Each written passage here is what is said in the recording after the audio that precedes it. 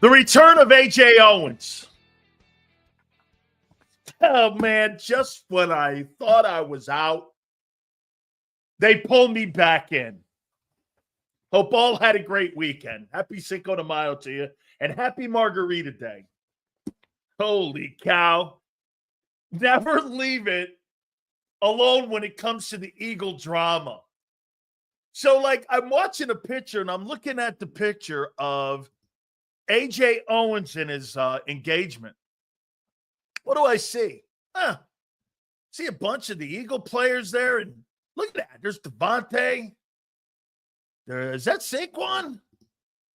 Is that Saquon Barkley there? Oh, there's Saquon. Shit, I even see Isaiah Rodgers. Look at that. There's a big old picture of the big engagement.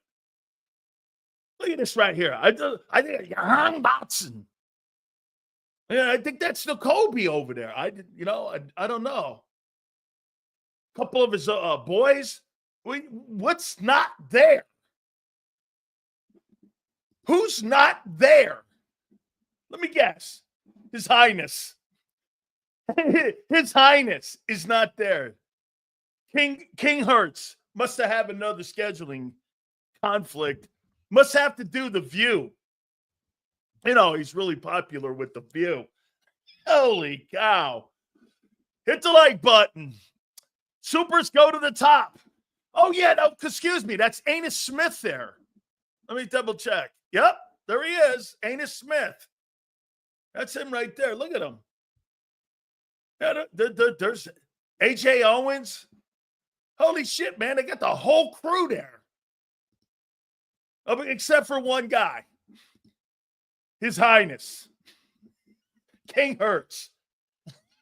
Another scheduling conflict. He can't see the President of the United States, and he can't go to the engagement of his so-called star wide receiver. This shit never gets old. It just never gets old, man. Good for them. Hey, you have to have a little hatred and a little drama. By the way, you don't have to love every one of your teammates. You got to kind of like them, though. I mean, the guy wasn't even invited from what we know. Oh, by the way, everyone's like, Hurts is on his honeymoon. Yeah, I'm sure he is. I'm sure he's on his honeymoon. Keep making excuses up for His Highness. Hey, no problem. I don't have a problem with that. You don't have to love your boys. It's funny. Xander was telling me about Malik Neighbors. How come when the players say it, and then I have been telling you something since the beginning of this program, players don't get paid on wins or Super Bowl titles. Nobody in the history of football gets paid on that shit. They get paid on their excellence and their numbers. Malik Neighbors goes, hey, I work all week long. I'm paraphrasing here. I study the playbook. We do everything. And when I'm open and you don't get me to football, that's so on you. We get paid by me being open and making catches. It affects my money. Exactly. You guys think you're paid because the Eagles have won a ton of football games. That's not why you're paid. You're paid on the numbers you put up. Sacks, pressures, running yards, and also passing yards. Hurts is really the only guy that doesn't get paid on numbers. He gets paid because, well, he's the king now. It's scheduling conflicts. All right. Hey, keep winning. It's all right. No problem. Keep winning. Man, you imagine you're supposed to be public boys and all that stuff that BG, by the way, the love fest going on at WIP this morning. I seriously, I had to turn the volume down because I was getting a little bit queasy in the fact that the admiration for another man. I get it, but holy cow. I mean, I thought those guys were going to ask him out on a date in the morning. John Ritchie. Even the owner called him. We'll talk about it because he said something interesting that was in that conversation about Brandon Graham. So I guess it's like BG Day in Philadelphia. All right. Hey, congratulations. Outstanding career. How long are you going to carry this on? I mean, let's move. Hey, next page. Not even the Patriots did it for Brady. There weren't like endless months of going on and on about Tom Brady when he left and went to the Buccaneers. Come on now. Holy cow, that thing this morning was uncomfortable. How about the host, Mr. Laurie? Hold on. I got to do it right. Here, this is the only way that you could do a show on WIP nowadays because Angelo's not there. Hey, Mr. Laurie, the owner of the Eagles, I want to just tell you how awesome it is that you're here in our lives, in our community. My wife would tell you, those guys are the perfect hosts for the modern day. You know why? They keep their jobs. As kissing keeps your gig. She's right. Hey, you want to work Monday? Here. I'm just wiping my mouth off here a little bit. Mr. Laurie, I hope you had a great weekend. And I just want to tell you how awesome it is that you're in my community and what you've done for all of us. Thank you very much. Hold on, I got a little bit more on my lips. Let me get it off. I mean that in a good way. Hold on here. Yeah, Mr. Laurie, I want to tell you how much I love you, and I wish you were my dad. I was like, dude, I got to turn this down to dad. Holy shit. Do your job, guy. Hey, man, no question. You can thank the guy for being a great owner, and he is. I'm starting to like him even more. But, whoa. It's just like, hey, nowadays in Philly, not saying anybody in particular, but nowadays in Philly, when you cover the Eagles, you have to do this. Even a few guys I know. What's this? This is how you cover Howie. Did I get it all? Holy cow, man. You talk about getting uncomfortable. Jesus criminy. Oh, just checking it out there. And then now you got the crazy drama between AJ Owens. Or is there drama? So what do you make of Owens not inviting Hurts to his engagement? Okay? What do you make of that? Any drama, you think? Look at it. Look at this. That's how you cover the Eagles. Hey, if you're the fans and you're the media, you guys cover them like this now. Howie, I love you. Howie season.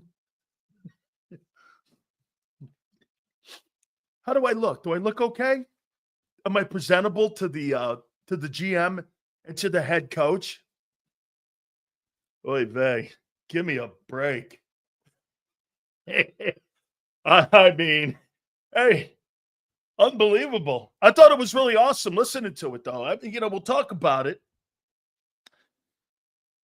OTAs are coming up here on the 27th of May. Also, mandatory minicamp, June 10th. The rookies just had their 2-day camp this past weekend. We'll talk about that. And then we are now 83 days out from training camp.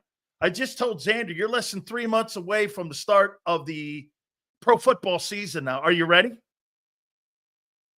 Give yourselves a grade on what you think the offseason has been so far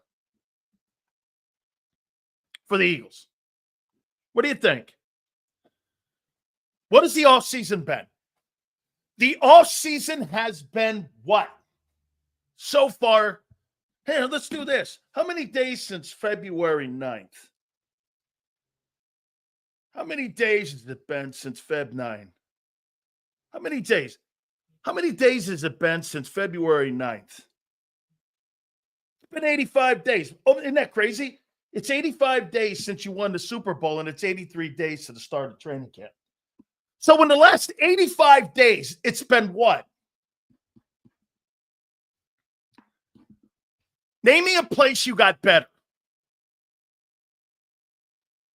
Just one place you got better. You didn't get better than the offensive coordinator. OC, you didn't get better. Name me one place you got better. If you're a Philadelphia Eagle fan, one place. I'll take it. Name me one place you got better. Long snapper. Okay? Long snapper. Got a better linebacker. Who? We got a better linebacker. We got better at linebacker. With who? With who? How'd you get better at linebacker? You got a guy who's not going to play this year. Says we got better and more drama. That's good. Way to go, Kyle. Thank you. Where did you get better? Hey, this guy says A- offseason. Okay. Where did you get better? Youth on the team? That's not getting better. Name me a place you got better. I mean, any place. Hell, you can say whatever you want about the Commanders. They got better at left tackle and number 2 wide receiver. You may not like those moves. Hey, for the record about the Commanders, will the guys they brought in elevate their game enough to make them a true contender in the NFC this year? That's a question mark for those guys. Are those guys going to elevate them? They're good ball players. Okay, it is. The Commanders have added good players. Who have you added? Just, again, all I'm asking, you got better at running back? With who? How'd you get better at running back? How'd you get better at running? You don't even know your own team right now. Name me one place that you got better. You can't. How about this question? Name me a place you got worse at. OC. D-line. Secondary.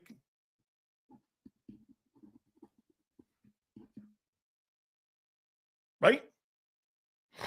Depth. Absolutely. So you got worse at coordinator, D-line, secondary, and depth. How is that an A- offseason? I'm missing this. I'm not sure what you're talking about. You got better at running back. Somebody posted that in here for a guy who didn't play all of last year just about. That's right. That's all this is. You got better on theories.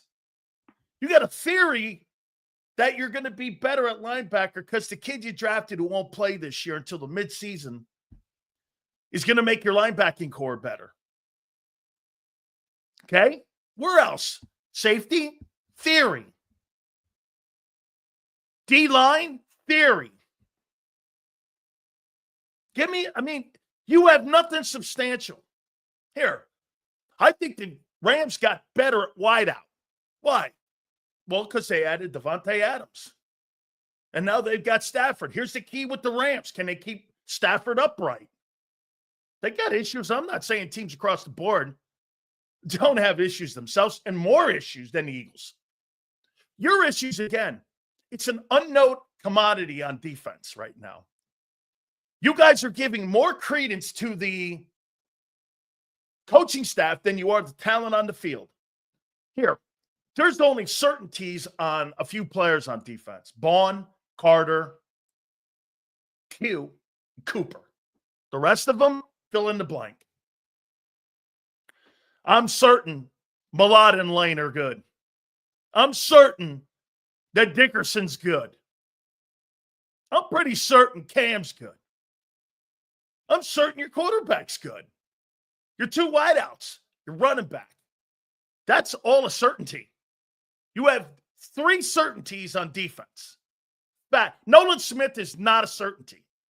Fucker's still injured. Won't be available for any OTAs. Look at this guy. It's a certainty, Nolan Smith. I got to tell you, I'll tell you one more time. I think Jalen Hunt's going to have a better season than him. Yeah, I know. Nolan Smith is a certainty. He's injured. He's coming off of surgery. But it's a certainty. I'm just trying to figure out right now your offseason. Here. Let's get into the topics. I just got off the front page. Never leave it where the Eagles don't have some storylines. I have not covered this team yet where there haven't been storylines. Okay? Okay.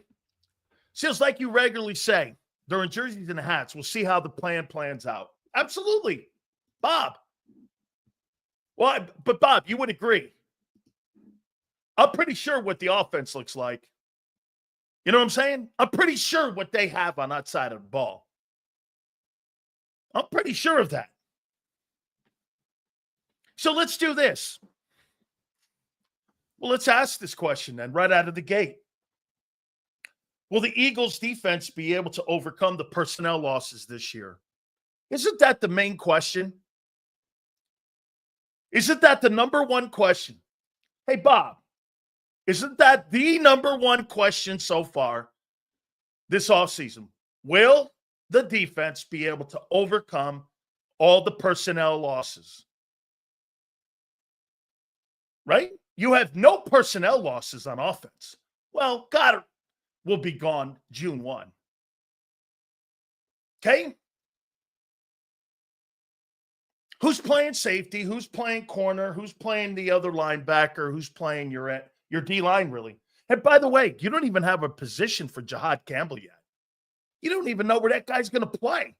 Is he going to play linebacker? Is he going to play edge? By the way, so you're going to take a kid's skill set in college. Now, I will say they've had a success of doing this. And that's a great take there, Flexen. And the Eagles downgraded at tight end. You haven't gotten better anywhere, and you downgraded at tight end. Look at this. Lost no one special except the special number one ranked defense. This guy has no idea what he's talking about. You didn't have anybody exceptional last year, but you had an exceptional unit. Again, RC3, you have no idea. You can have the greatest players and not have the best team. Take a look at what they had in Dallas. Dallas had 2 Pro Bowl corners and Micah Parsons, and they were down in the bottom 5 in defense. Okay? Moro Ojoma's still here. Moro Ojoma will be beat out. If you're saying Moro Ojoma, he'll be beat out. Let me ask you this. If Vic Fangio thought that Moro Ojoma was better than Milton Williams, would he have started him? Would he have started him? Yes. Isaiah Rodgers, he thought was better than Keely Ringo. He played him more.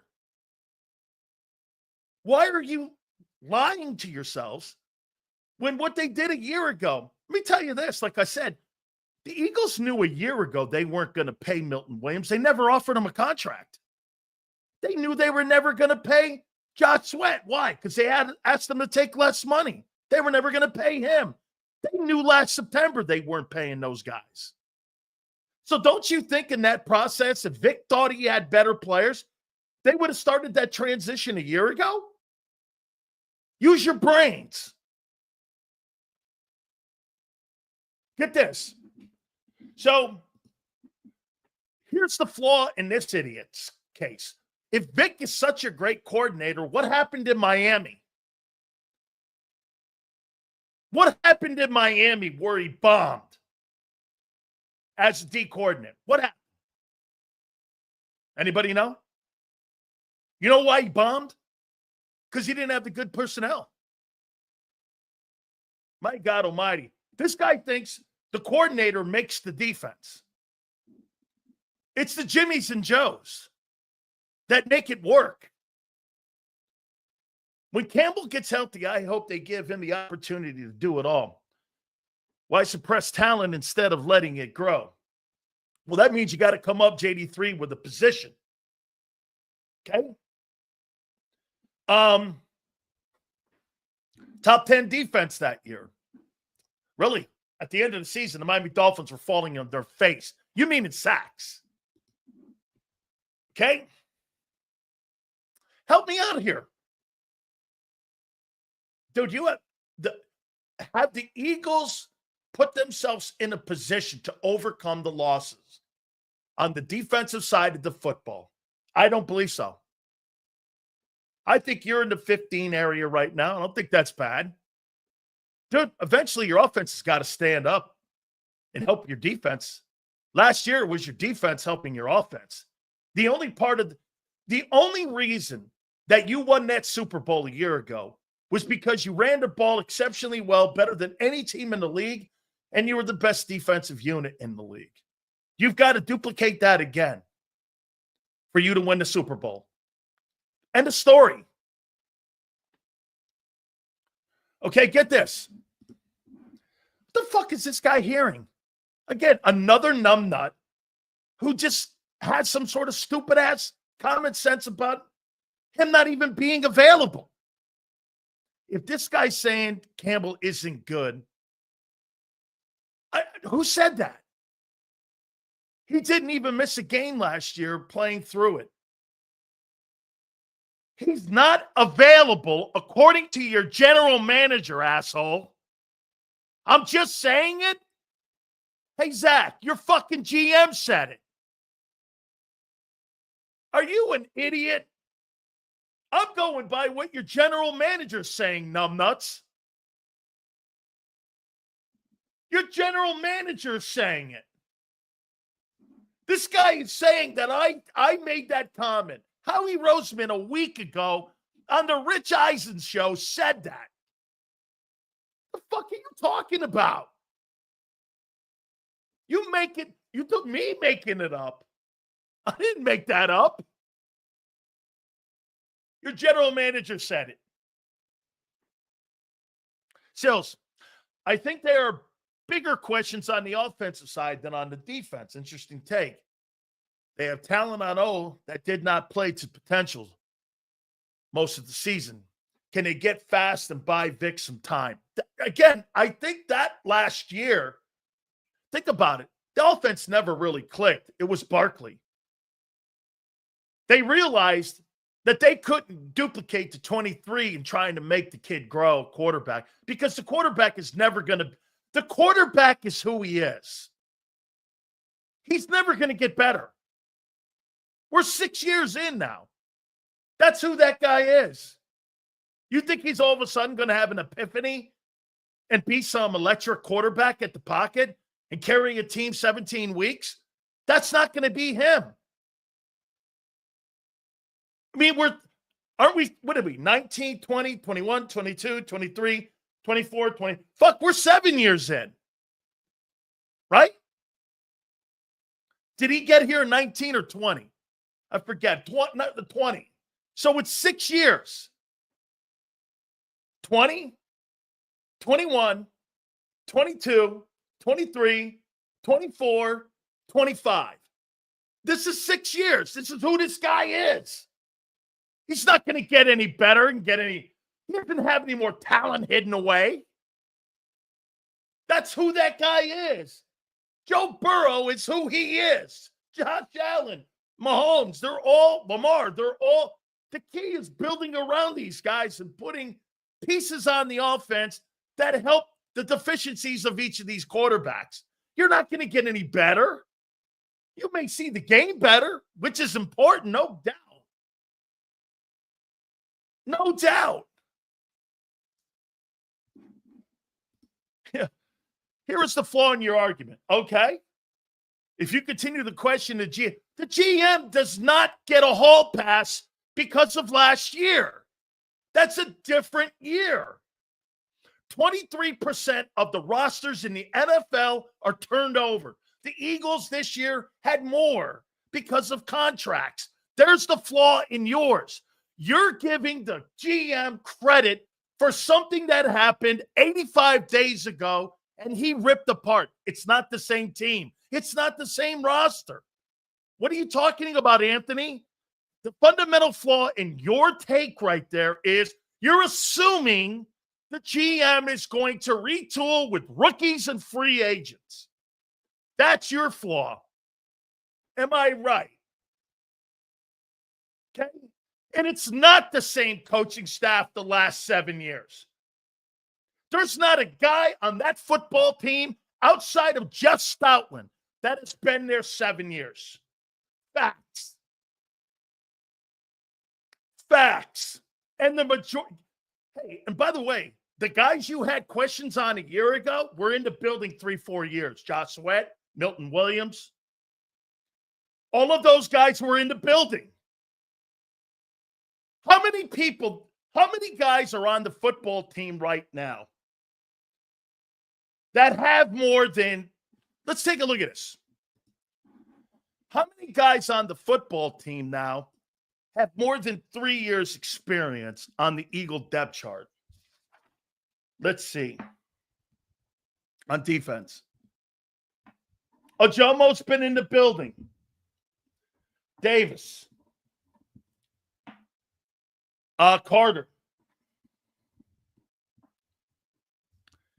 Zach Bond, 2 years, still all pro. He gets it.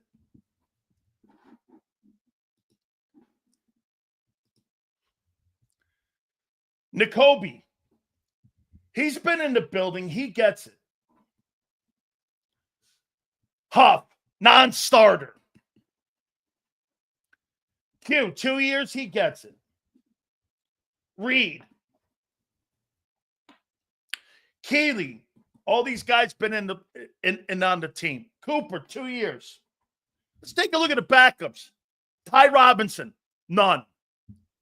Booker, yes. Jalix Hunt, 2. John Campbell, none. Aziz Ojulari, none. Adoree Jackson, none. Andrew Makuba, none. Mac Williams, none. Perry Nicholson, none. All of the people that you had with the great depth of a year ago, you didn't have that issue a year ago. None of it. You had depth and you had swing people in the building. Guys, you can sit here and have all kinds of conversations aimed at me. We're having a conversation today. And those who want to make it personal on me, have at it. You'll be ignored forever in this conversation. You want to start talking about how you go forward and what your issues are, that's fine. And by the way, thank you for the algorithm. Why is still saying none like that? I'm sorry, I'm not sure what that means. GM put together 2 different Super Bowl staffs and rosters. Yes. Yes. And get this. He's also put a dud in there. Hey, Anthony, let me ask you this. Your offensive coordinator, how do you think he's going to perform this year?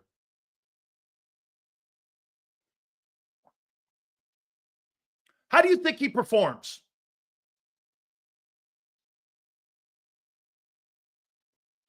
How do you think he performs? You don't know? I don't either. How do you think Vic performs? I think Vic will do a great job. Okay? I think he'll do a great job. All right? And again, see this? This is when this guy gets put to a corner. Again, you get put over there now. Nick costs nothing.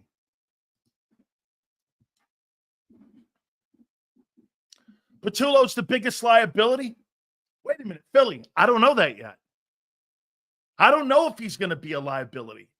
I'm not putting an indictment on him on May 5th. I don't know. Okay? I don't know. That's my problem. Okay? Mike Tomlin's overrated. Well, then what's Nick? What's he do? Get this. Hey, Deshae, what is Nick Sirianni's number one role on the team? And don't tell me the players play for him. It's the dumbest comment, and it's a media comment, and it's so stupid. Players play for paychecks. They don't play for head coaches because they're interchangeable. And you never know when one's gone or you're gone. That's not how that works. Holy shit. You really think that? That a player who gets paid $3 million a week plays for his coach in the pros? What do you think this is, rah-rah in high school? I play for my coach. You're out of your mind. You play for your family. You play for people surrounding your team. And I'm talking about your personal team. An NFL team will move off of you in a minute as C.J. Gardner-Johnson. And you won't even know why. Because that's what the NFL is. Unless you've ever experienced it, you have no idea what you're talking about. The Eagles are no loyal to anybody on that team than they are to the people that are in the front office. You actually think they're more loyal to the players than they are to the front office personnel? You're out of your minds. That's not how pro sports works. I hate to bring you behind the curtain here, but very few players are given the courtesy of BG and Jason Kelsey and Fletcher Cox and Lane Johnson. Those are one of one. Very few people get that courtesy, in case you don't know. That's not what that is. Okay? It was a brotherly environment because the players created the brotherly environment, not the coaches. Sirianni preaching. You guys are the stupidest people on the planet. Leadership is when things are down also, not things are great. Bro, that guy, you know the problem that I have with Nick? Nick, when things are great, it looks like Nick's great. When things are bad, it looks like Nick is awful. There's no medium. He was horrific in 23. He learned. He could. Yes, I agree. Get this. This guy says I'm an effing hater. No, I'm telling you the way pro sports works. Have you ever received a professional paycheck? Fuck, I think I got one right here. Let me see if I still got one here. Oh, yeah. You ever received one of these? That's it could be another paycheck. That's a Canadian paycheck. Let's see here.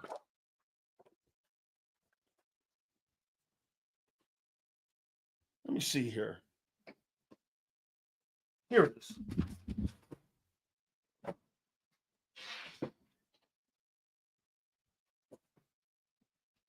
Yeah, here we go. You ever received one of these? Have you? Have you ever received one of these? Shut the fuck up.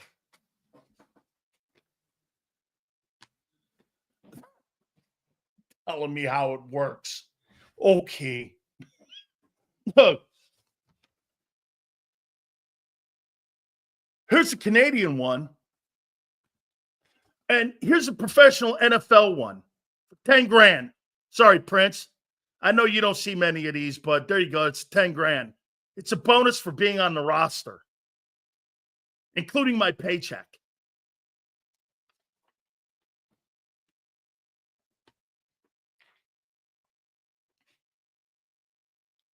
Players played for Nick. No. I played for this. And so does everyone else. Hey, wait. Once again, have you ever been paid one of these?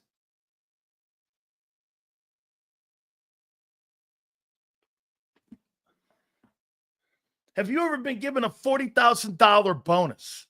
I showed you it. Okay? Have you? Today's money, it's 150 grand. How you doing? Yeah. Played for Nick. Yates, it's driving me. You guys think you're at Stanford Catholic High School or some bullshit. I mean, right? Wait, what's this? Sills, Nick's number one job is to translate boardroom into locker room and vice versa.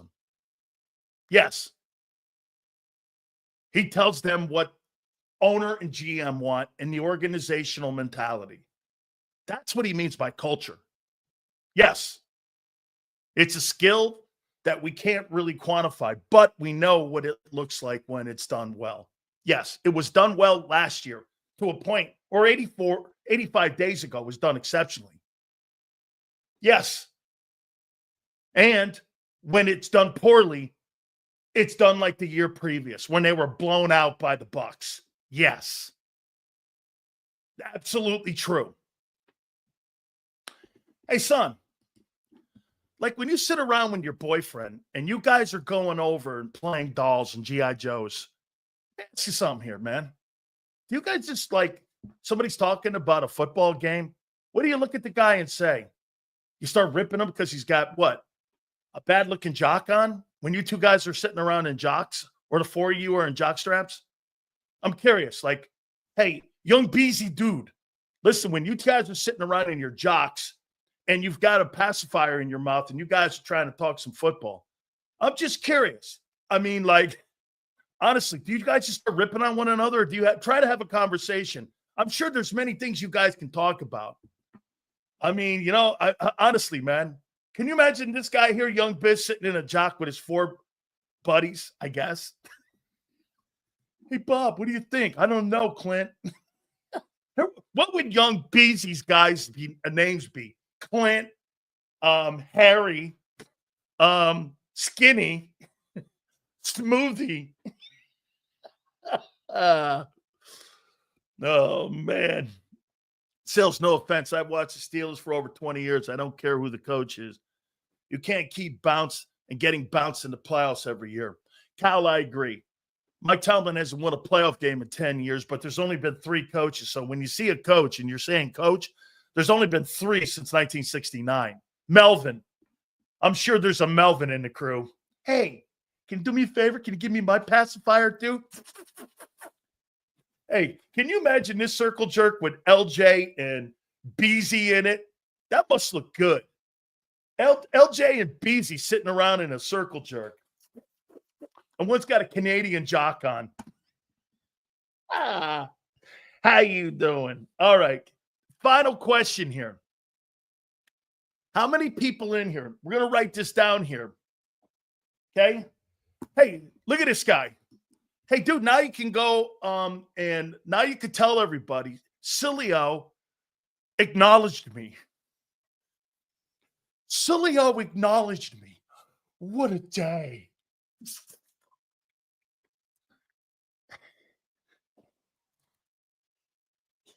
only been a week. He finally acknowledged me. Talk about. Hey, dude, you talk about uncomfortable. A guy goes rent-free, and he comes here to try to get acknowledged by the greatness of Big Sills is pretty unmanly. Wow, get this. Triggered. Bro, you would think that I respect you. I told you before, for you to upset me, that means I have to respect you, and I don't. How in the world would I respect you? Makes no sense. You acknowledged him. Come on, Sue. Sue, you're here every day. Don't go down that guy's route. How you doing? All right. No. Not greatest, greatness. Greatness. All right. Gary Cobb will join us at 4:30. The Eagles 2025 draft is what to fans. Now, by the way, there's no such thing as a bad draft on May 5th. Seals, you're a national treasure. This is gold. Thank you, Brian. Hey, Brian, can you imagine? Hey, brother, you're awesome. You imagine sitting around, you go to bed at night, you lay in bed and go, it's got to be the day he acknowledges me. Please, I can't go another week. Oh, my God, got him. You're like, got him. Okay, good. I'm glad it's the highlight of your day. Remember something. Think about this, Brian. This dude, LJ here, he got up this morning. He poured that shitty Canadian milk that he has. Then what he did was he logged on and said, Big Sills. Click. Then he waited.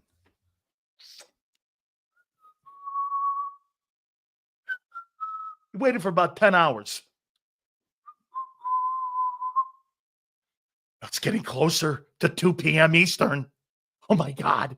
Here's my boy. And he's sitting around waiting for me. I take a shower, take an LJ, wipe my Canadian. And then he's like, here he is. Let me inundate it now. 800 posts. Got him. Yeah. I mean, it's so great. Holy cow. It's like a chick I used to tell, please stop knocking on my door at UM. Okay, it's 3:30 in the morning. Come on, I can't do it. I got practice in the morning. You know, Sue, what I'm talking about. How you doing? All right. Hey. The Eagle draft has been what? Now, look, it's not a failure. How would we know this? Right? How would we know this? Future? Present? Cost efficient? Gamble. Which one of those would you pick? The Eagles 2025 draft is what to you right now? Future? Present? Cost efficient or effective? Gamble. What would it be? Future. Okay, future. I'm going to go. We're going somewhere with this. Cost, future. Well, I'm looking for one. Future and gamble. I'm looking for one. Future. Okay, another future. Cost. Okay.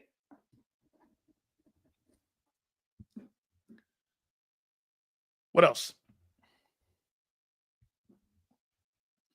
All of the above. Not, again, that's for WIP. We don't sit on fences here.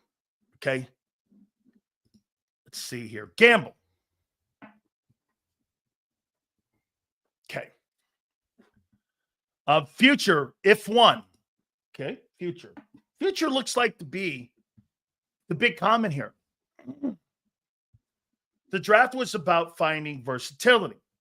Okay, versatility. So you think it's for now. Is that right, Twiz? It's for now? Okay. So present.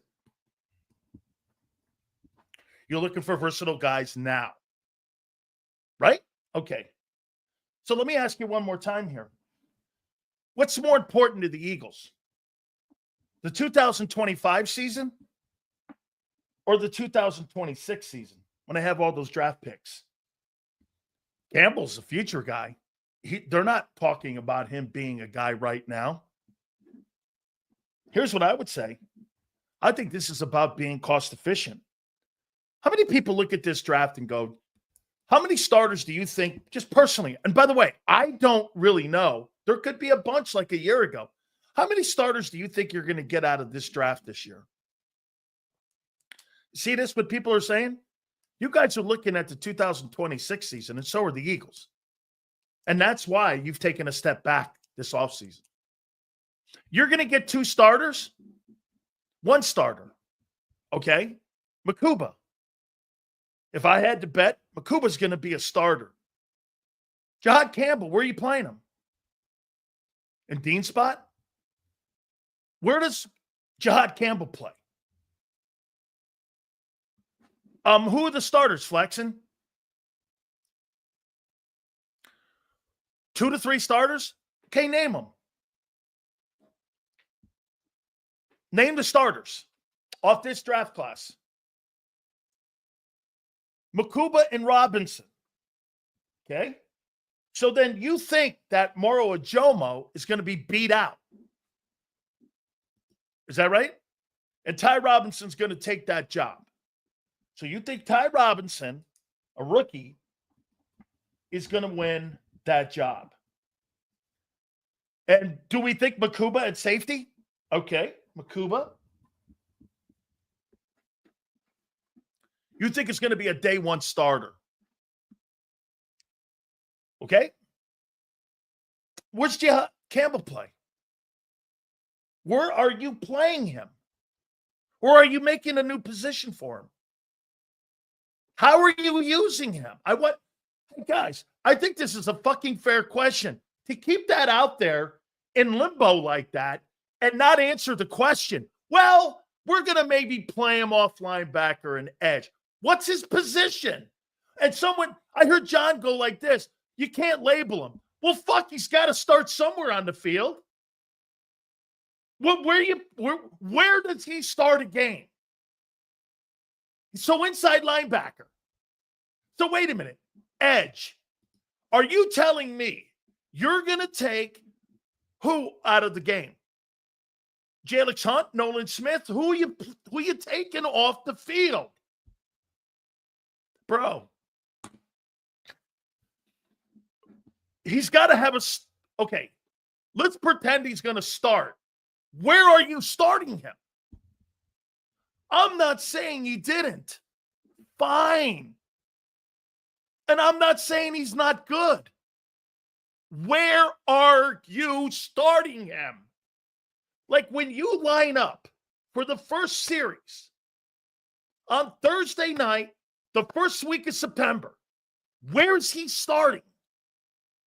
Now, that's albeit he gets in the game and he's ready. Who's he starting for? He's going to start over. So you're going to move this kid to end. Is that right? Unknown? So wait a minute. What do you mean unknown? You have no idea where he's going to start. Dean's spot. Okay.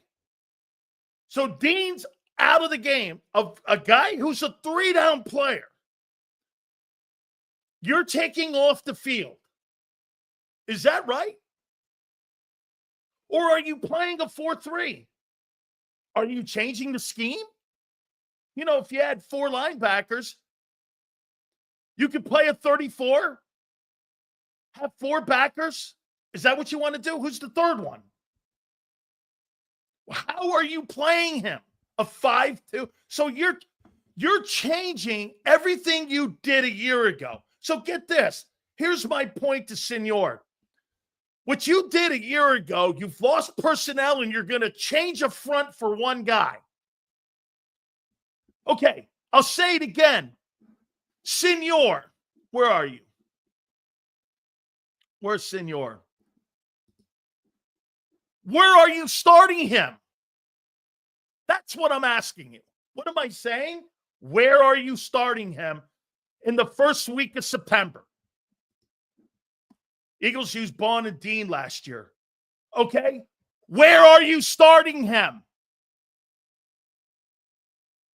Next to Bond. So Dean's out. Is that what you're saying? You're starting him next to Dean. Here's the base. A Jomo at end, Davis at nose, Carter at end, Smith at will, Bond at the inside backer, and Dean at the right inside linebacker, and Bryce Huff at the strong side outside linebacker, which are your edges. So you're taking Nakobe Dean off the field and putting Jahad Campbell in there. Is that right? Okay. No, wait. So now you're changing your scheme. Why can't you answer the question? Outside linebacker, says the Canadian. So you're going to play him in a position that he's second best at strong side linebacker, and you're going to play him in Bryce Huff's spot. Is that right? Okay. So you're playing him at strong side linebacker. Is that right? I'm just confused. Where the fuck are you playing him? What does it matter in May? If you can't figure out now, how are you figuring it out in training camp? What a stupid... You build your football team in the offseason. The payoff is in September. In case you didn't know, and obviously you don't know. But, oh, wait a minute. Weak side what? Bond is strong side. No. He is the right. He is the left inside linebacker right now in a base 34. And when they go to nickel, you have four guys with edge in the middle of the field with two high safety. I pointed this out last week to you. You guys don't even know where you're going to play your first-round draft choice. You have no idea as of right now where you're playing him. You've lost you've lost a lot of your secondary and your front four. And you're going to change a scheme, and you're going to change a player's position to put them on the field. Is that right? What's the good problem to have? Who are you taking off the field? Okay. How do you know this kid can play 3 downs? He won't be available for training camp. Joe goes like this. Fangio knows. How could Fangio know when he won't have him until the end of training camp? How does he know? He didn't know. Get this. Here's Joe's backwards ass thinking. He didn't know what he had in Zach Bond until the first week of the season.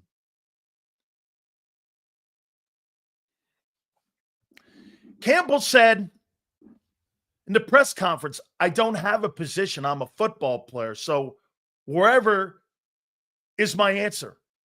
Okay. Where are you? If the game started, Damon, where are you starting him? It's a simple question. Where are you playing? Where are you going to, like, do you know when you play football or you have a softball team, there's a first baseman, a second baseman, a third baseman, and you put a guy in a starting role. Where's his starting role? At linebacker. So Nakobe's done. Is that right, Damon? Nakobe's done. He won't play any longer. Is that right? Edge. Okay. So the strength of the player is playing inside and off ball. You're going to put him at edge. Okay. I've never seen an absolute conversation go sideways with a simple question. You have no idea where to play him. Joker, what's that? I've never heard of that. What's that? Okay, so this is what you're going to do, Damon. You're going to go to a true 43. You're going to play 3 backers, and you're going to change up not only the personnel from a year ago, now you're going to change the front and go 43. Is that right? Okay. So change the personnel on the team. Now you're changing the scheme off the number one defense in pro football a year ago. How's that sound to you? You think you're creating more question marks for you? Play him like Parson. Are you sure he's that guy? It'd have been good to see in training camp. Here.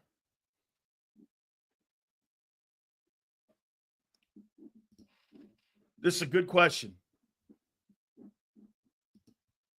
Sills, where are you playing him? What do you think? Oh, I'm putting him in Dean's spot. It wasn't that hard a question for me. Nakobe's out of there. And by the way, if that kid can't beat Nakobe Dean out, there's a problem. There's a problem. Because then where are you playing him? Edge?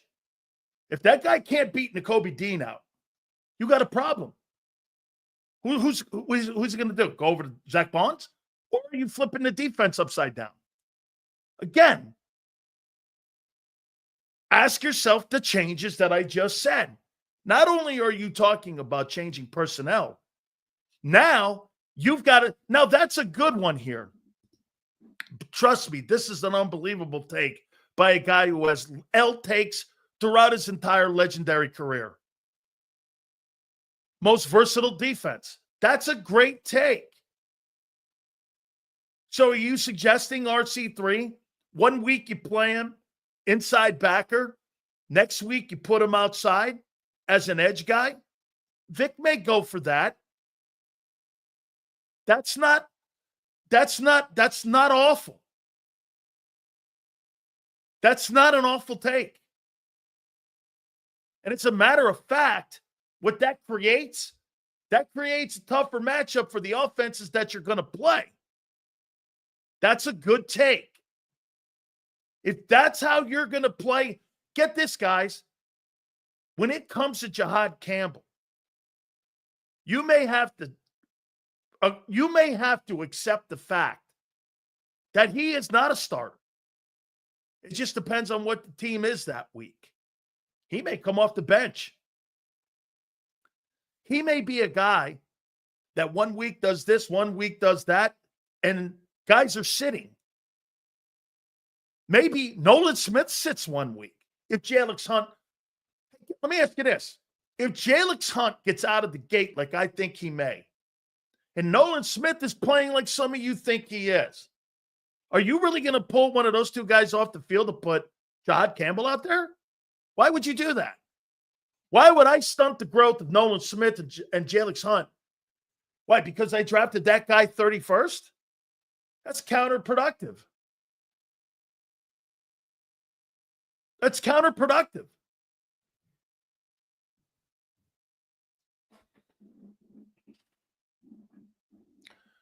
This is not a terrible take either.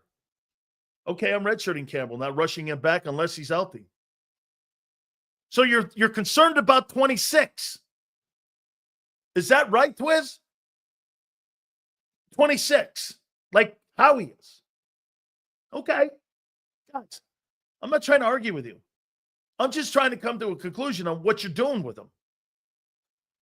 To sit there and say, hey, how about this? I don't have a position. I'm not a football player. Well, then if you don't have a position, you won't mind not starting.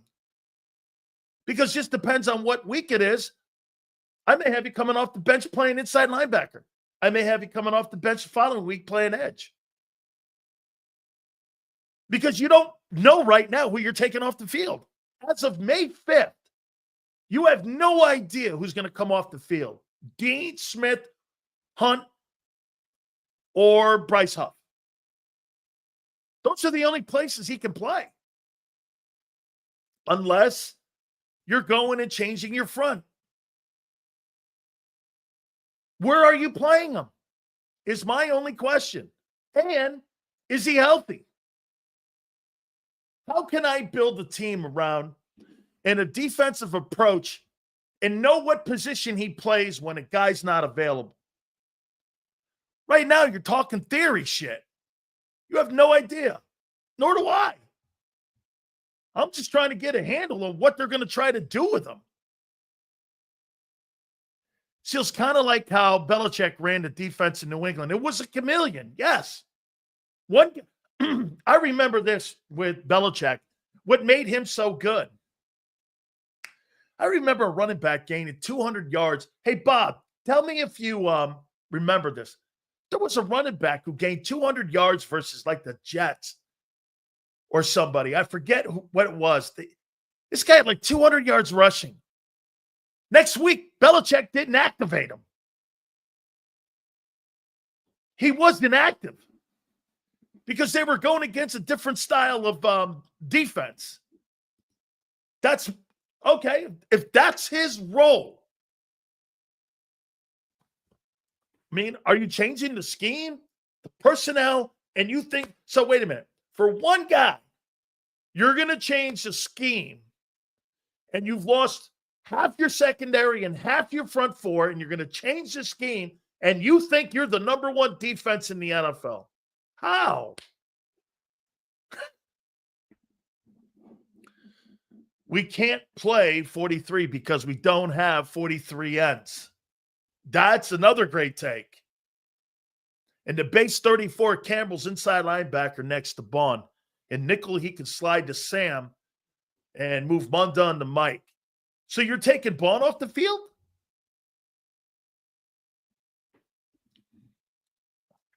Get this. This guy has no idea what he's talking about. You get your personnel groupings now. You figure out who's going to be on special teams now.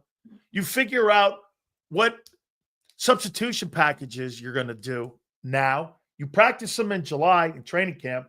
You play in September. The guy has no idea. Again, that's a guy that sits around and plays with his buddies in his backyard. And those guys are playing the jock straps. And then they go sit in the house and they sit around and watch the Bravo channel. I have no idea what he's talking about. Then he plays hopscotch with Dick Track. Shit, I have no idea, but I'm excited to see what Vic was so happy to draft him. Dude, he's a good player. Hey, Prince, nobody said he wasn't good. That means he knows how to use him. It's all unknown at this point. It's all unknown because you can't get on the field. That's what the unknown is. I mean, the kid's got to get reps. Again, I asked the question, will the Eagles defense be able to overcome the personnel losses and scheme change? You're trying to find a spot for your guy. Here. Me neither. Me too. I've never heard of it. I've never heard of it. Absolutely. No idea. By the way, guys, please hit the like button. Super chats go to the top. Gary Cobb will join us at 43. Personally, I think we have a good problem. Okay? Well, how can you have a good problem when you don't know how to address your problems yet? Less worried about our new talent fits. And as long as they got the talent, how do you know they have the talent? I don't know that on May 5th. You don't know any of these players you drafted are going to be good enough to play in this league. You're assuming that. Vic will figure it out and we'll change the look to maximize the production. Okay. See, I don't think you have the production and the people to have the production you did a year ago on your current roster defensively right now. I do not believe that. I do not believe you have the versatility in your players that you lost and the playmaking ability. So, who's going to get the 6 turnovers in your secondary that Gardner Johnson had? Just, again, you could say whoever. Nothing's wrong here. Okay?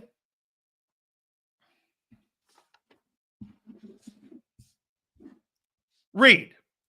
So you think Reed's going to pick up the slack for Gardner Johnson? No wrong answer. No wrong answer here. Okay, Makuba, hopefully. Okay. So Makuba or Reed is going to pick up the slack for one guy. Who's going to pick up the versatility of being able to play all across the front with Milton? You guys miss out on what his importance is. You'll see it this year that he never had to come off the field. Playing a 43, 34, 52, and nickel and in dime. Because that's what you guys did in the Super Bowl. Okay, who's going to fill that role? Who's going to fill the versatility of Milton on your D line? Who? Tell me. Ty Robinson. Who else? So you think Ty Robinson's he's going to fulfill again, no wrong answers. No wrong answers. He's going to be able to play 7-5-3 techniques, Ty Robinson. And he's going to beat out Moro Jomo. And he's going to fill that role. Booker, Ajomo. Okay. So Ty Robinson, Moro Ajomo, and Booker are going to replace the flexibility and the versatility of Milton. 3 players. Well, so far we've got Reed and Makuba that are going to take and pick up the slack for CJ. Okay. Now you got 3 players for Milton. Okay. Who's going to pick up the versatility for Josh Sweat on the other side? No wrong answers. Campbell. Okay. When he plays. Hunt. Okay. So Campbell and Hunt. So 2 players are going to pick up the role of Josh Sweat and his versatility. Fair enough. Who's going to pick up Slay's ability to play in those nickel packages? Tell me who's going to pick up Slay's versatility at playing the corner? Tell me. Keeley? Okay. Who else?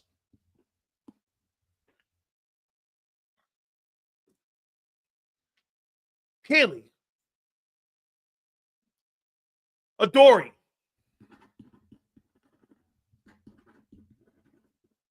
Okay, let's just stay there. So you got 2 guys picking up the slack for Gardner Johnson and Makuba and Reed. Then you've got taken up for Milton and his versatility, Ty Robinson, Ajomo, and Booker. For Sweat, you have Campbell and Hunt. Okay. For Slay, you're having Adoree Jackson and Keely Ringo. All right. So my question is 1, 2, 3, 4, 5, 6, 7, 8, 9 players to cover 4 spots. Solid.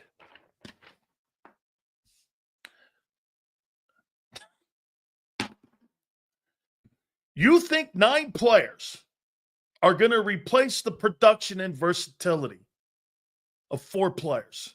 Is that right? Is that what you're saying here?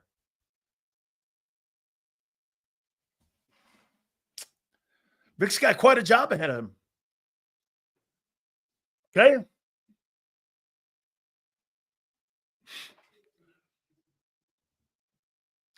Four? No. Reed and Makuba for CJ. Robinson, Ajomo, Booker for Milton. Campbell and Hunt for Swift. Healy and Adoree Jackson for Slay. 1, 2, 3, 4. 1, 2, 3, 4, 5, 6, 7, 8, 9. 9 players are going to fill the role of 4 players. Okay? Ty Robinson is going to fill the role of Milton Williams. Do you really believe that? You believe that? Okay? Again, no takes wrong here. No takes wrong. Well, that's the chore you have. The offense will pick it up. Okay, Shakir says the offense is going to pick it up. So what are you going to change in the offense, Shakir, this coming season? What are you changing? That won you a Super Bowl, by the way. That style of play.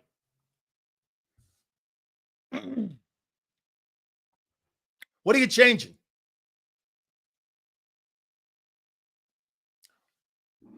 What are you changing on that side of the ball to improve your football team? You downsized already in talent with Goddard. Fullback. Interesting.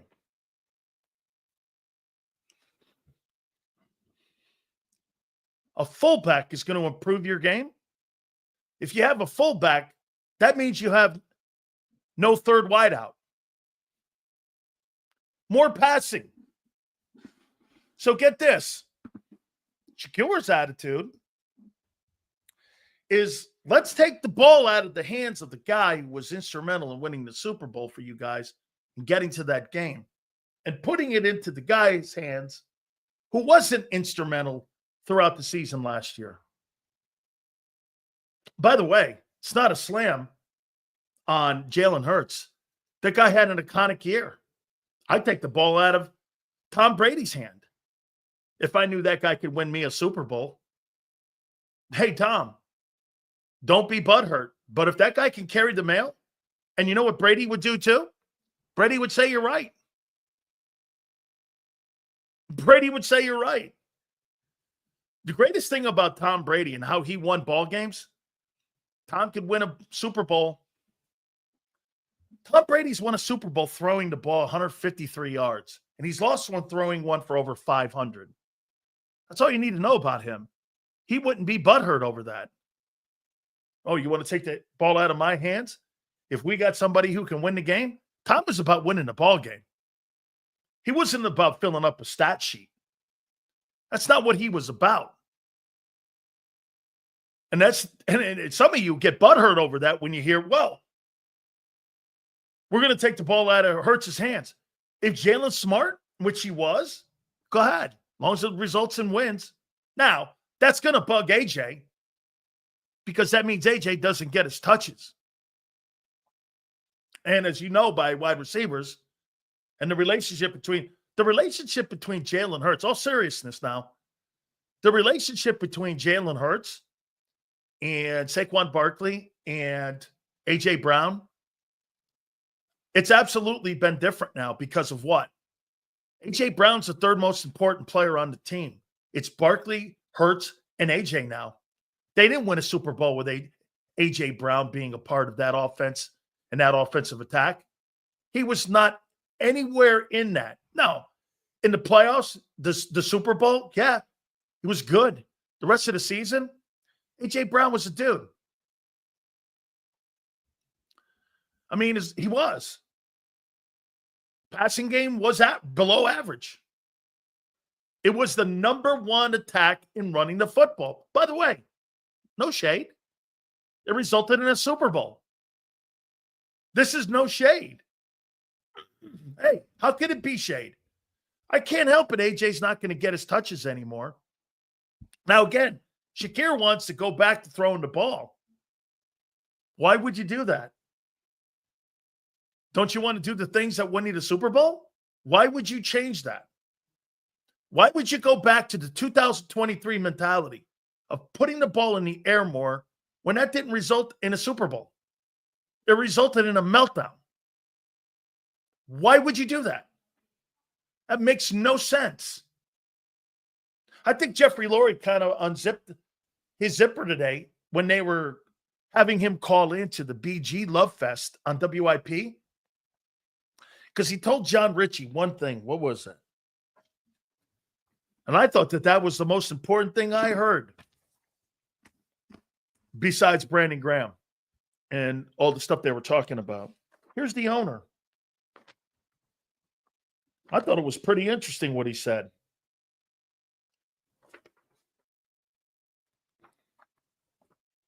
Here. Hey, Richie, I think you're going to love it. The return of the fullback is back. What's that tell you? You're going to see less 3 wideout sets and see more power formation with dual tight ends that can block. And it will be a they're going to change that offense, and they're going to give it a cosmetic look. You guarantee you that. You're going to see more 2 tight end set and a fullback in the backfield. And you're going to go power eye almost in running the football. And I'll tell you what, it'll make Hurts even more effective, like it did with Lamar Jackson a year ago in Baltimore throwing the ball. I mean, they're going to emphasize the run game more than they are the passing game, which is the right way to go about it. Why in the world would I want to get the ball in the air more when it results in turnovers? It's a higher turnover play. I told you this a month ago, 2 months ago. You're getting a cosmetic look, and the hiring of Kevin Patullo was the first sign of that. And then the owner this morning, hey, John Ritchie, you're going to love it. The return of the fullback is coming back this year. Those were his words. Well, you got to take a position off the field. They're going to take that 3rd wideout off like they did in Baltimore. They're going to run 2 tight end, and they're going to run the ball right at you because this is what they do great. It'll make Hurts better. The tight end position will be utilized. You know how? In the run game. And it should be. How much are you paying for that O-line? They're phenomenal run blockers. It's the best O-line in football. Get the best back in football. You may have one of the best running quarterbacks who can throw in recent time. Why wouldn't you run? And by the way, if Jalen Hurts throws the ball for 38 times in a game, you're going to win 10 games. If Jalen Hurts throws the ball 20 times, you may win 13 ball games and put yourself in the Final Four with a shot at winning the Super Bowl in a rebuilding year on defense. It's no shade. But to sit here and think, well, on what Khalid said, more passing, why would I do that? Why in the world would I go there when I just had a back and an offense prove that the passing game, when needed, we can use it? But 90% of the time, we're a run-oriented football team. Get this. Why do you think you blew the Chiefs out? Why do you guys think you blew the Chiefs out? You know why? Their number one objective was to stop that Eagle run game. That's not going to change next year. Every team is going to try to do that. So this is what I'm going to do. I don't believe you can. And nor do I believe every single team on your calendar that you have this coming season on teams you're going to play, I don't believe you have the defensive personnel to stop them. Why do you think teams like Minnesota got bigger in the tackle position? Because they know they got to play, if they do play the Eagles, they got to play them. Every team right now is loading up on D linemen and edge rushers. Hey, dude, if I'm or a team in the NFC East, you need to build my D line up. That's why the Cowboys are suck ass. They haven't built their D line up. The Giants are. Okay? The Giants in Washington are trying to build their D lines up. Why? If you can't compete against the Eagle O-line, you're finished. It's not the quarterback. It's the offensive line and the run game in Philly. I'm going to try to do everything in my... And by the way, do I want to give Saquon Barkley 368 or 400 carries this year? No. What I want to do is I want to make sure Barkley's yards per carry don't come down at 6.5 yards a carry. So if I get him at 280, 290, and he's still running at a clip at 6 yards a carry, that's just as effective as a 2,000 rushing season Ask Detroit that. Ask Detroit.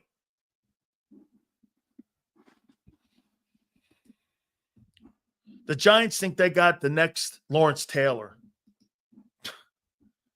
Yeah. You know what, Louisville Cards? You know what the kid needs to do? Stop worrying about grabbing Phil Simms' number or Lawrence Taylor's number and fucking go build a legacy to yourself. Build your own legacy. When you're in places like Philadelphia, New York Giants, Washington, Pittsburgh, the Rams, the Niners, the Dolphins, people have carved a legacy out. And it's important to the players and their families that carved those legendary legacies out. Who in their right mind would want to see anybody wearing 92 in Philly? Really? No. Who in their right mind would want to see that? Not me. I mean, hey, let me ask you this. Has the number 60 ever been passed out since Bednarik? I mean, has it? Has anybody worn 6? Did Berkey wear that? Berkey may have been the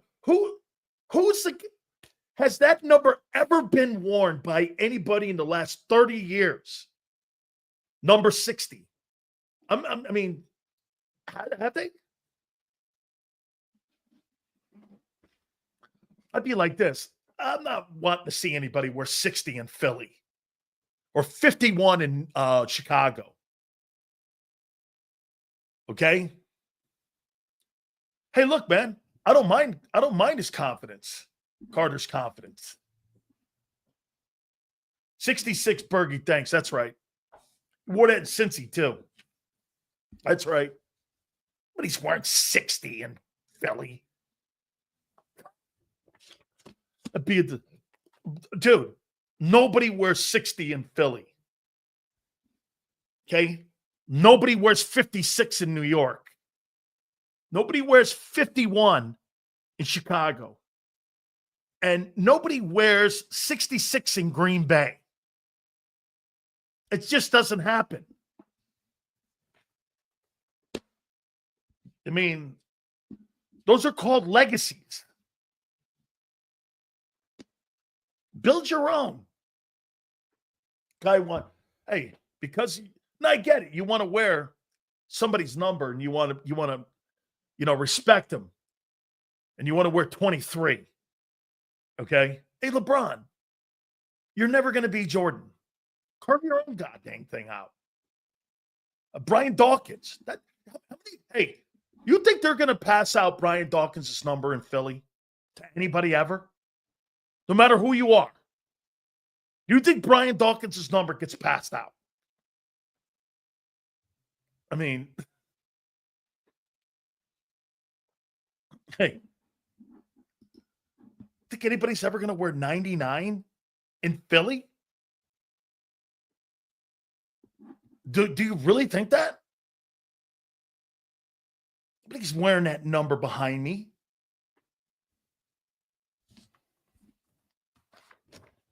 These kids today, hey, you might have to wear your jersey. No, man, go carve your own deal out.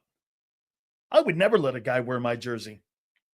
If I was somebody like Reggie White or Lawrence Taylor, hey, man, you can wear my jersey, but I'm not shading my legacy.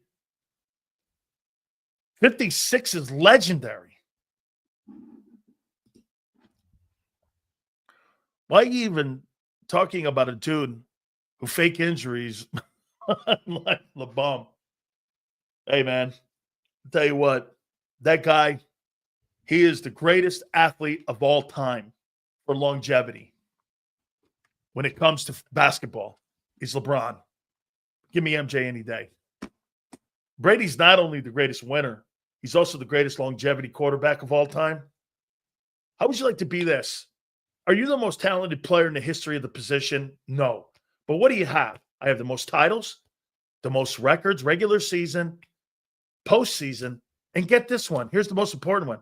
Tom Brady has the most wins in the regular season and the most postseason wins of all time. What didn't he do?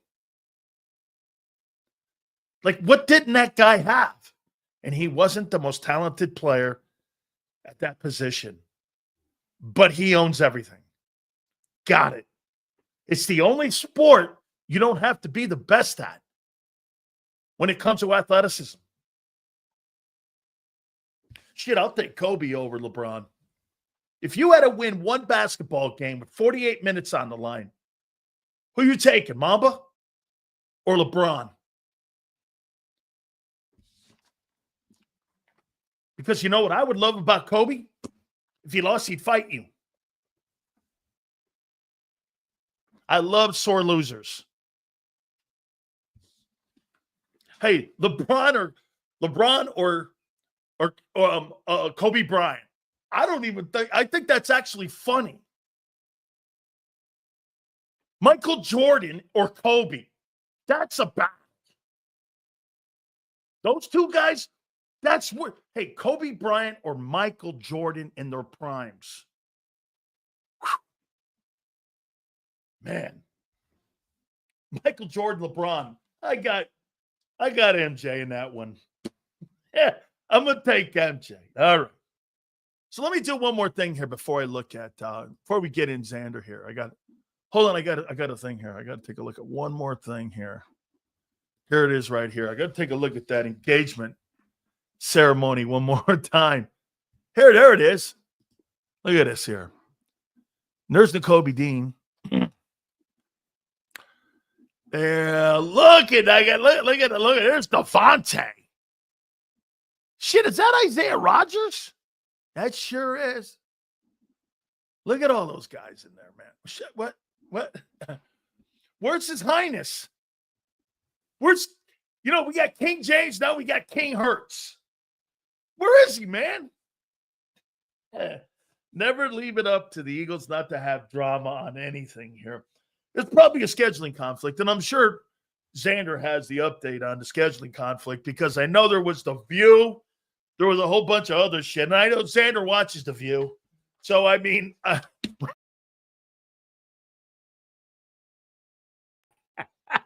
without further ado, the co-host of Birds 365 here on this Cinco de Mayo, our friend Big Z, Xander Krause. How you doing? What's up, Big Sills? How you doing, brother? Hey, man, so what's up with A.J. Owens, man? I mean, no engagement, no hurts. What do we got going on here? I don't know, man. These guys might not be as friendly as we once thought they were. Another scheduling conflict for Jalen Hurts, but all good, but it does certainly seem a little bit weird. But hey, I don't know. Maybe Jalen is somewhere. Yeah, I get a kick out of it because people told me the same thing about the White House. And like, he's on his honeymoon. I'm like, who told you that? Twitter? How does anybody know that? Nobody knows where Jalen Hurts is, but he wasn't there at AJ's, and I knew you were going to get a kick out of it. That's for sure. I do, and here. So, do you think this team is going to? I'm not going to call it a Super Bowl hangover, but I'm going to call it this. Success has a lot of obstacles to it sometimes and a lot of distractions to it. There's a lot of distractions, time manager, a lot more obligations, and there is. I mean, it's just, remember what Boomer Esiason said about playing with the contract? How about playing for success? I'm not saying that, do you have enough leadership on the team now that all these veteran guys are gone? I mean, plus you had the White House thing. You had this, not the, and again, these things look like little chips. They're not really issues. You look at a painting, you see it, maybe it has a chip in it, or whatever. It's still the same. But again, how do you think this offseason has been first and foremost off the field for this team? Well, it's hard to say that he hasn't led as a champion. You know what I mean? Like they did come off a win. Now I'm not one of those I'm people not hating on it either. None of it matters. I do think some of it matters. I think it's probably a little bit overblown, but there is something to that. I'd say where you got to be a leader for everybody, and maybe Jalen is not so much. You remember the Britton Covey comments, that he had to Yeah. walk back because the Eagles PR staff got all over him for basically saying Jalen Hurts isn't all that approachable to everybody in the locker room outside of the superstars. So, look, I think there's something there, but to this point, Jalen's been pretty successful, so I have a hard time criticizing it. But what I don't have a problem doing is talking about it and having an opinion. I think that's where people get their panties in a bind. Like, what do you expect, Dan Sileo to not have an opinion? Are you kidding me? You don't know Big Sills if you think he's not going to have an opinion. So I don't think it matters all that much, though. Remember, Sills, again, it is drama. Like, whatever. But at the end of the day, they were buddies when they first came to this team. They don't seem to be buddies anymore. For whatever reason why, we don't know. I have a feeling. You said it to me. You know what? Say this to me one more time. When you first started the show out, when we were doing our pregame talk here, and you said something interesting to me about Malik Neighbors and what Malik Neighbors said when he was talking about being paid, preparing, and how he talked about touches and targets. And he said something interesting that I thought, again, AJ's no different than any other wide receiver. And I'm not just picking on AJ, but he made these comments. Tell the folks what Malik Neighbors said. Yeah, well, I'm paraphrasing. I mean, I don't have it right in front of me, but Malik was on a podcast. I believe it was I wish I knew whose podcast it was. It was somebody. He opened up about the death of his former teammate as well. It was a really good podcast, the whole thing. But anyway, he talked about receivers and basically said, like, yeah, we're all divas by our nature. We only get the ball 6, 7, 8 times a game. We study the playbook all week. We do all of these different things throughout the week to prepare for the game. And then when we get open, which is rare, and there's only so many opportunities we have to get the ball, which, by the way, is how we feed our family, which is how we get contracts, which is how we advance our careers. If we don't get that ball, you're damn right we get pissed off. There's no doubt about it. We get pissed off. And it makes a lot of sense to me, right? I mean, why wouldn't he? So when I listened to that, the thing I did think about was, at what point does it come to a head? You do have 2 receivers who many talk about him. I mean, even ask the listeners right now. Where do you have Jalen Hurts and A.J. Brown ranked in the receiver rankings in the league? Both of them would be A.J.'s top 5. I think he's top 3. Jalen, I think Devontae's top 12. Many argue top 10.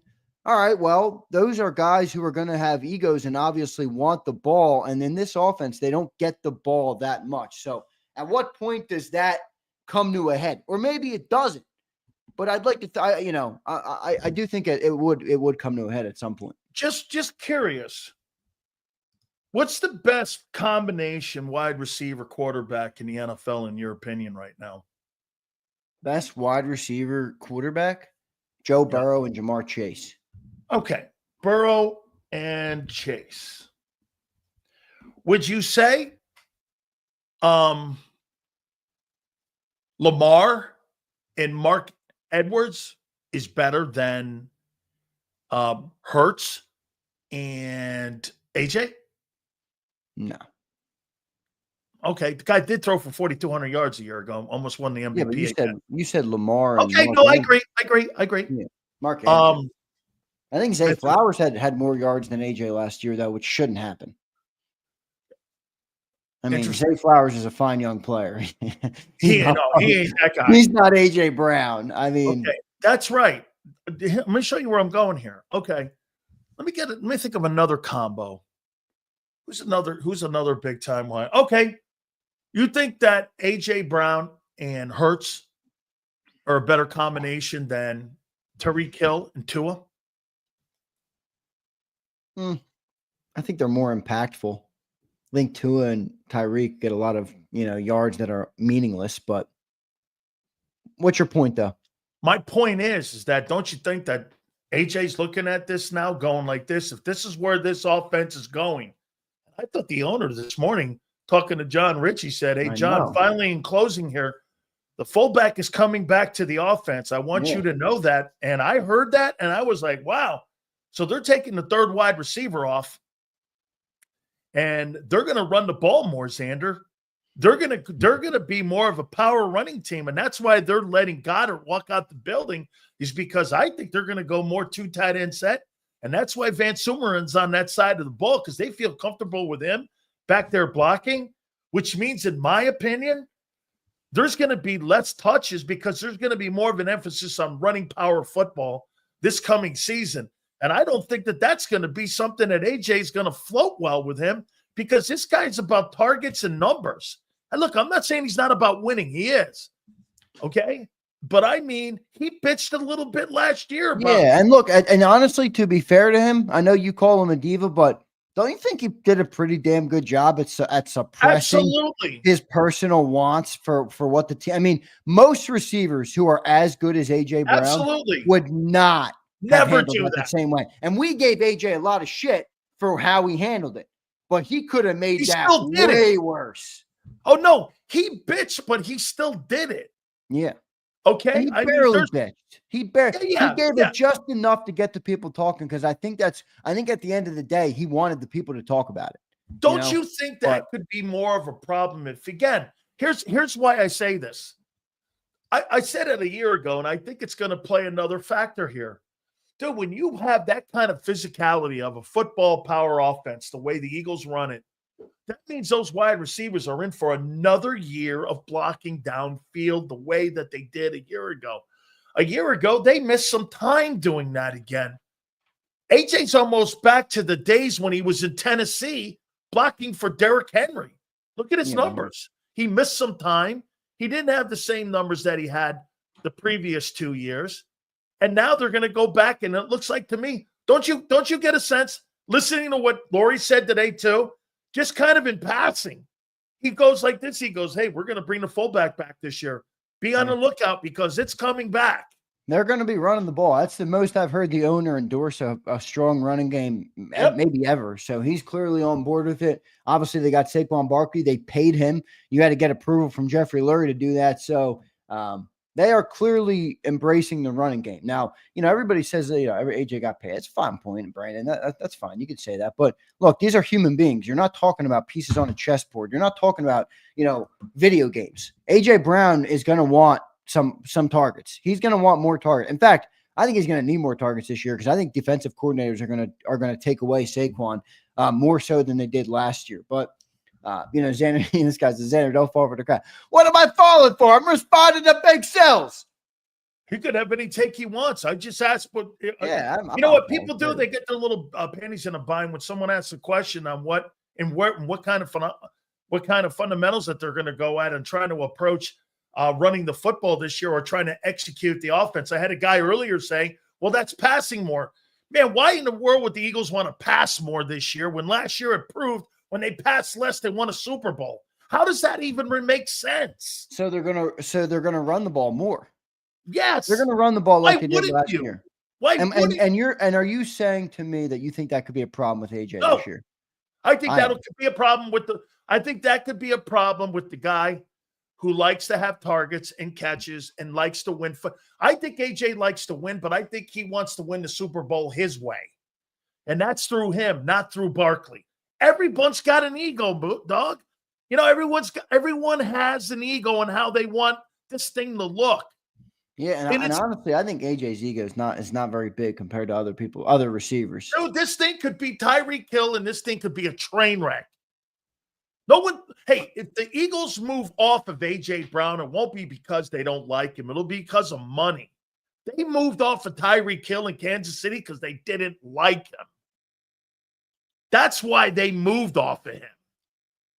Okay? I mean, that's not what this is here. Yeah. Well, I think there's a lot. Listen, every player isn't an individual here. So they all going to have their own desires. Like, Brandon brings up, AJ said in an interview he wants the ball because if he doesn't perform, a guy's making $30 million a year and is in danger of getting traded. You're damn right, Brandon. You're damn right. Bro, this guy's got a family. He's got kids. His kids are in schools. Like, I don't think people think about all of the impact that these men have on their show. It's not just about, we want the Eagles to go win games. That's what fans do. That's what fans want. I mean, AJ Brown's got some different wants than what we want or what Jalen wants or what any of the offense wants. So you got to take that into effect. Now, it wasn't a problem last year and they won the Super Bowl. How much longer do they go where they're able to, live with that? We'll live with the things that they want, differently in the locker room. I think they have another year of it, but It wouldn't surprise me at all if A.J. Brown's not getting the ball this year. He starts pitching a little bit. Wouldn't surprise me at all. Yeah, no, and get this. The only reason last year it wasn't an issue, really, is because they won. I mean, if they hadn't gotten to the Super Bowl, this offseason would be completely unbearable because it would be great for me. But hey, at the end of the day, you would be eruption mode every single day. Oh, I think this is going to be a fabulous season. All right. So I listen to you guys, and you guys do such a great job. And I love Jeff Kerr when he comes on. And I'm going to ask you one last time here, Junior. Were you playing John Campbell? Were you playing him? Who comes off the field? Where are you? Wait, and get this. Are you changing the scheme for him?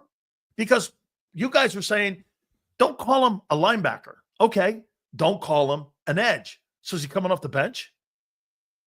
If you had to line a game up September 8th, the first week of the NFL, 4th, whatever it is, the first week of the NFL season, who comes off the field in the starting lineup if JAKIB Campbell is eligible to play in that game?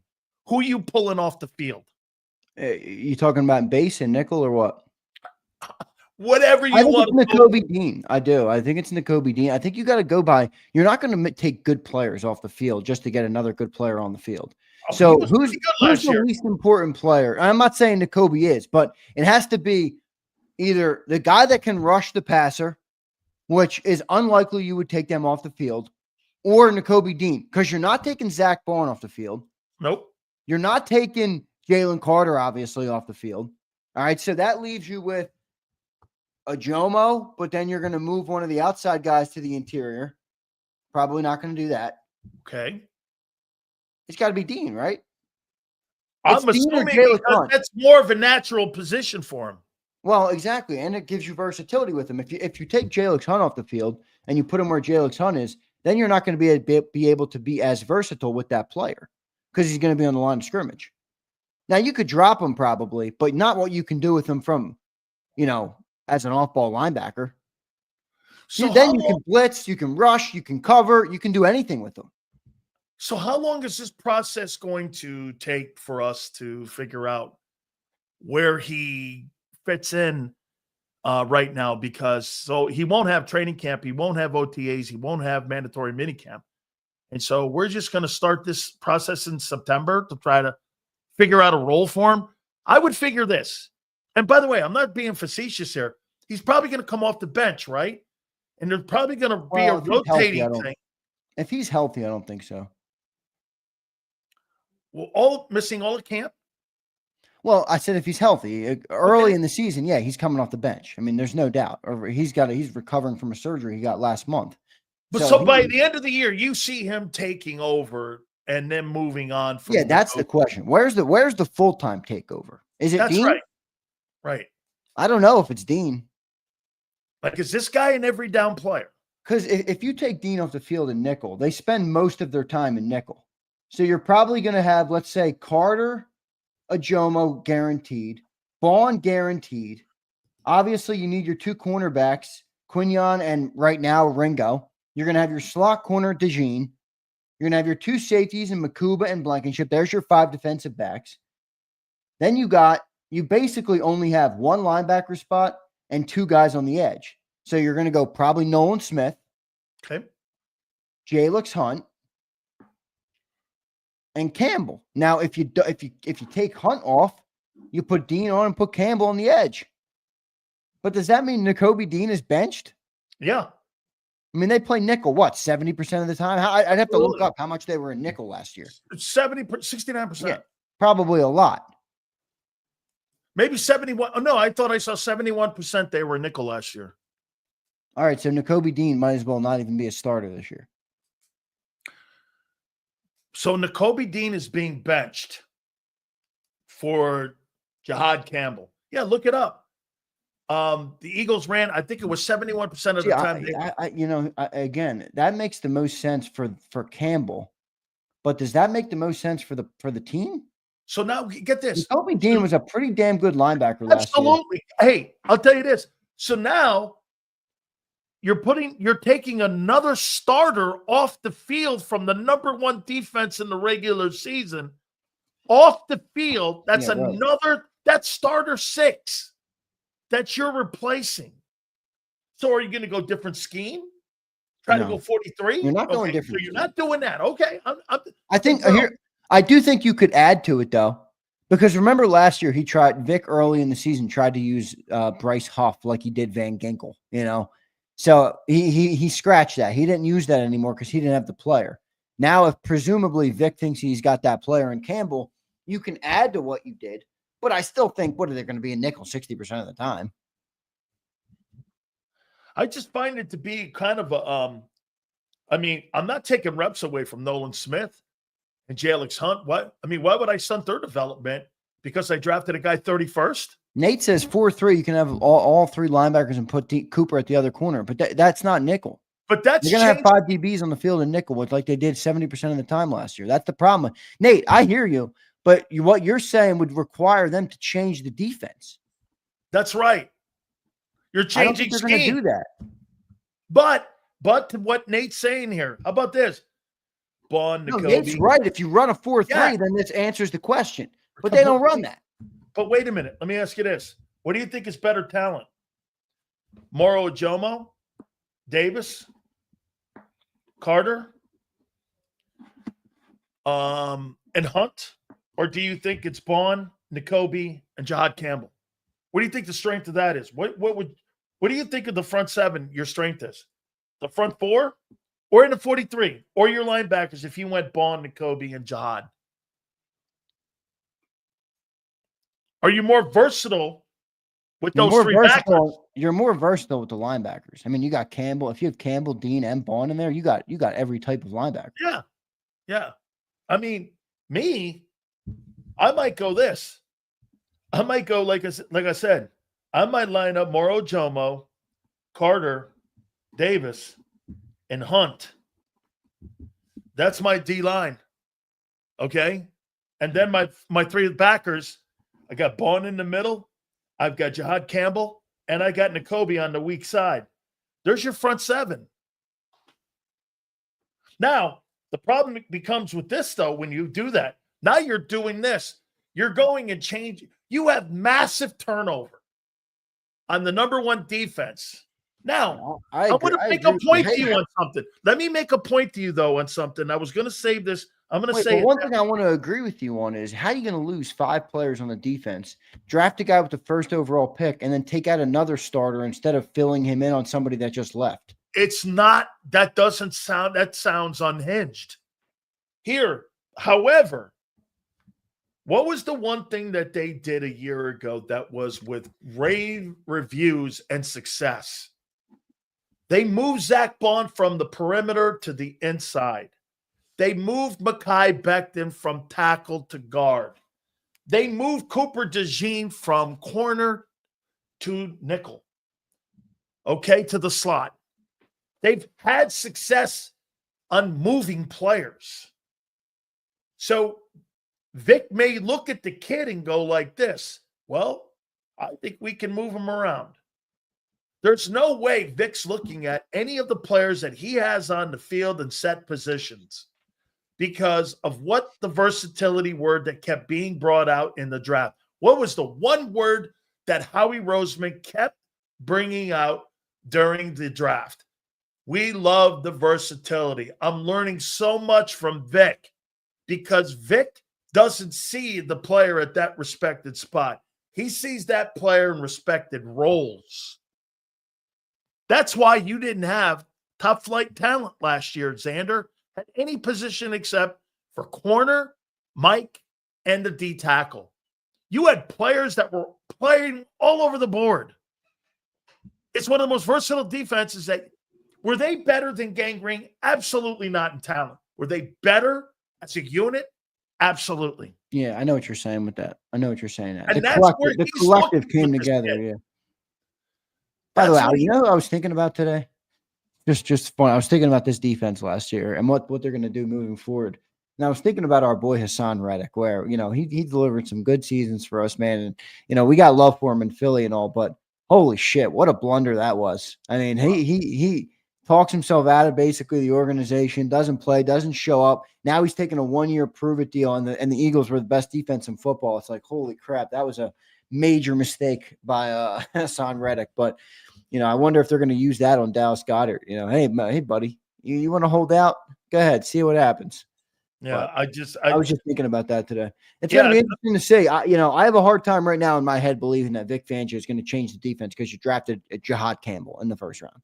Oh, I easily think he could change that whole thing up completely. Well, change it is modify and add to it is normal. That's a normal progression. Change it. You ran nickel Sills 70% of the time. If you want to change, if you want to make that 60% and give yourself another 10% of leeway, that's fine. That's normal to me. That's evolution year by year. But if you're telling me that we're not going to run nickel anymore as a base or as the most often defense we're in, that I can't buy. Okay, There's well, no way. Let me ask you something, though. Is it better to fit the personnel on the roster defensively right now to what you did a year ago? Or is it better to come up with a scheme that fits the personnel to succeed? What do you think Vic's looking at? To try to find guys just because it's the 34? We ran it last year. We're successful. Or does he look at the roster defensive personnel and go like this? Well, we're not going to be able to do that, or this, but we can do this, this, and that. And that means that we're going to – I think he's got to look at what he has. And no, you're right about that. You can't just say, hey, I had the best defense one year. Let me shove every square peg into a round hole and make that. But at the same time, Sills, one of the reasons that Vic Fangio has been so adamant for so many years about this defense is because he knew when it all worked last year could be the potential. By the way, you brought up a point earlier in the show that's about this topic, all right? And you said, why did the Eagles blow out the Chiefs? You didn't say, why did the Eagles beat the Chiefs? You said, why did the Eagles blow out the Chiefs? And I would disagree with what you said. You said something about the offense being able to move the ball, even with Saquon Barkley being taken away. Well, no, that's not why we blew them out. We blew them out because that defense didn't let them get across the 50 for 9 straight drives. Think about that. You don't blow out the Chiefs if they're scoring points. You might beat them, but the reason we blew that team out because the chess game was defense. Because the chess game, though, and the preparation that you had put into preparing against the Eagles was to stop one guy. And that mentality, once the Eagles showed you that they could beat you in the air, it was deflating and they blew them out. Yeah, they could not respond mentally to what the preparation was. And they were just absolutely playing behind the sticks the entire time because you know what happened? They said, Hurts beat us. He did. And that was the end. They could not recover from that. They put all their eggs in one basket and they got blown out because of that. They were not prepared to play a versatile football team. They were prepared. Right. They thought the Eagles were really a one-dimensional team in that game. Yeah, no, I agree with that. I was just saying. When the realization came, they were like, holy shit. Yeah, right. They got blown out mentally and physically in that game. No, they did. But my point of it was, if this defense is so successful and it works so well, like, you're right, Fangio is going to change based on his personnel, but he's not going to take what worked to this level and throw it out. I mean, at the end of the day, even when Fangio struggled with defenses, like he did in Denver a couple years, like he had some years where his defenses struggled, he was still in pursuit of what the Eagles accomplished last year. So to take that and throw it out because, again, you drafted Jahad Campbell, that just sounds ridiculous to me. Okay, let me ask you this. So Josh McDaniels being put back in as the offensive coordinator in New England. You think he's running Brady's offense, or do you think he's created a Drake May offense? Drake May. Okay, well, wait a minute. He had 20 years of success up in New England with Brady. That's fair. It's a fair point. It is different, though. I mean, it's different in that the defense still is bringing back pillars that you're building around. You got your 2 secondary cornerbacks, you got your linebacker, and you got your best guy on the defensive line. Now, you're right, there's a lot of new questions, and that is going to alter how much. But again, I go back to the thing. They played 70% nickel. Okay, if that comes down to 55 because of the new personnel, all right, that makes some sense. or 60, that makes some sense. But to sit here and say we're going to run a 4-3, I mean, we don't even have the ends for that. We don't have anything we need to run a 4-3. They're not going to do that. No. So, again, Campbell looks like he's taking Nakobe Dean off the field. Yeah. Back to the original point. I'm just trying to find where you're if you're penciling a starting 11, what's his spot? I just want to know what his spot, because again, there's only 11 pieces to this. Someone has to sit. I mean, you're taking a piece, and then now get this. So if you take Dean off the field, let's just hypothetically say this out of your 11 of a year ago, the number one defense during the regular season of the NFL. Dean's gone. Slay's gone. Milton's gone. Sweat's gone. CJ's gone. Okay, 1, 2, 3, 4, 5. You got 6 guys that are no longer starting for you. Okay? What'd you just do to your camera? I don't know. How's that? There you go. You got 6 guys that are off that 11. You got 5 dudes you're bringing back. I mean, and you're talking about finding a spot for a guy. How do you feel about that defense right now on May 5th? That's where Vic is. How do you feel about where they are right now? I think they're in a good spot. I mean, I think you returned a lot of really good players, man. I know you lost players, but, you know, at the end of the day, I don't really think Milton Williams, as much as I liked him, I don't really think he was as good of a player as the contract he got. Again, I'm happy for him, but I don't think we missed out too much there. I think you have Vic Fangio. You saw the excitement on his face when they drafted JAKIB Campbell. Now, you know what I'm wondering, Sills, is I'm wondering if the whole draft process, they never really had a huge idea of them getting this player. And then Howie trots out there on the night after they drafted him, and he's basically talking about him like he was an edge. Remember his first press conference after he drafted Campbell? He was basically saying, you know, this guy can rush the passer. He brought up Micah Parsons and Abdul Carter, how they switched at Penn State. And I'm wondering if they're now, if Vic was kind of like, yo, dude, like he's not going to be Josh Sweat's replacement in year 1. No, that's why I did that exercise. How many players do you think it's going to take to replace Josh Sweat's versatility out there? Who's gonna play? So you got Moro Jomo and Ty Robinson, right? Yeah, I mean, Sweat was on the outside, so you're looking at probably more Jalix Hunt. Okay. Yeah. All right. I mean, I think he's going to be capable. It'd be hard to say he's going to be what Josh Sweat was. The thing about Josh Sweat that made him so good was he just was competent on every down plays. You know, not everybody is competent and they become a liability. Josh was never a liability. He might not have always made the sexy play or the splash play, but he was never a liability, especially in the run game, especially, you know, really in every instance. So how do you replace that type of production? That's a lot of snaps. That's a lot of different things that I you have. saved this for you. Do you know who the number 1 team in the NFL was on first and second down in the league this year? Last year? Yeah. The Eagles. You mean offensively? Defensively. Defensively. Yeah.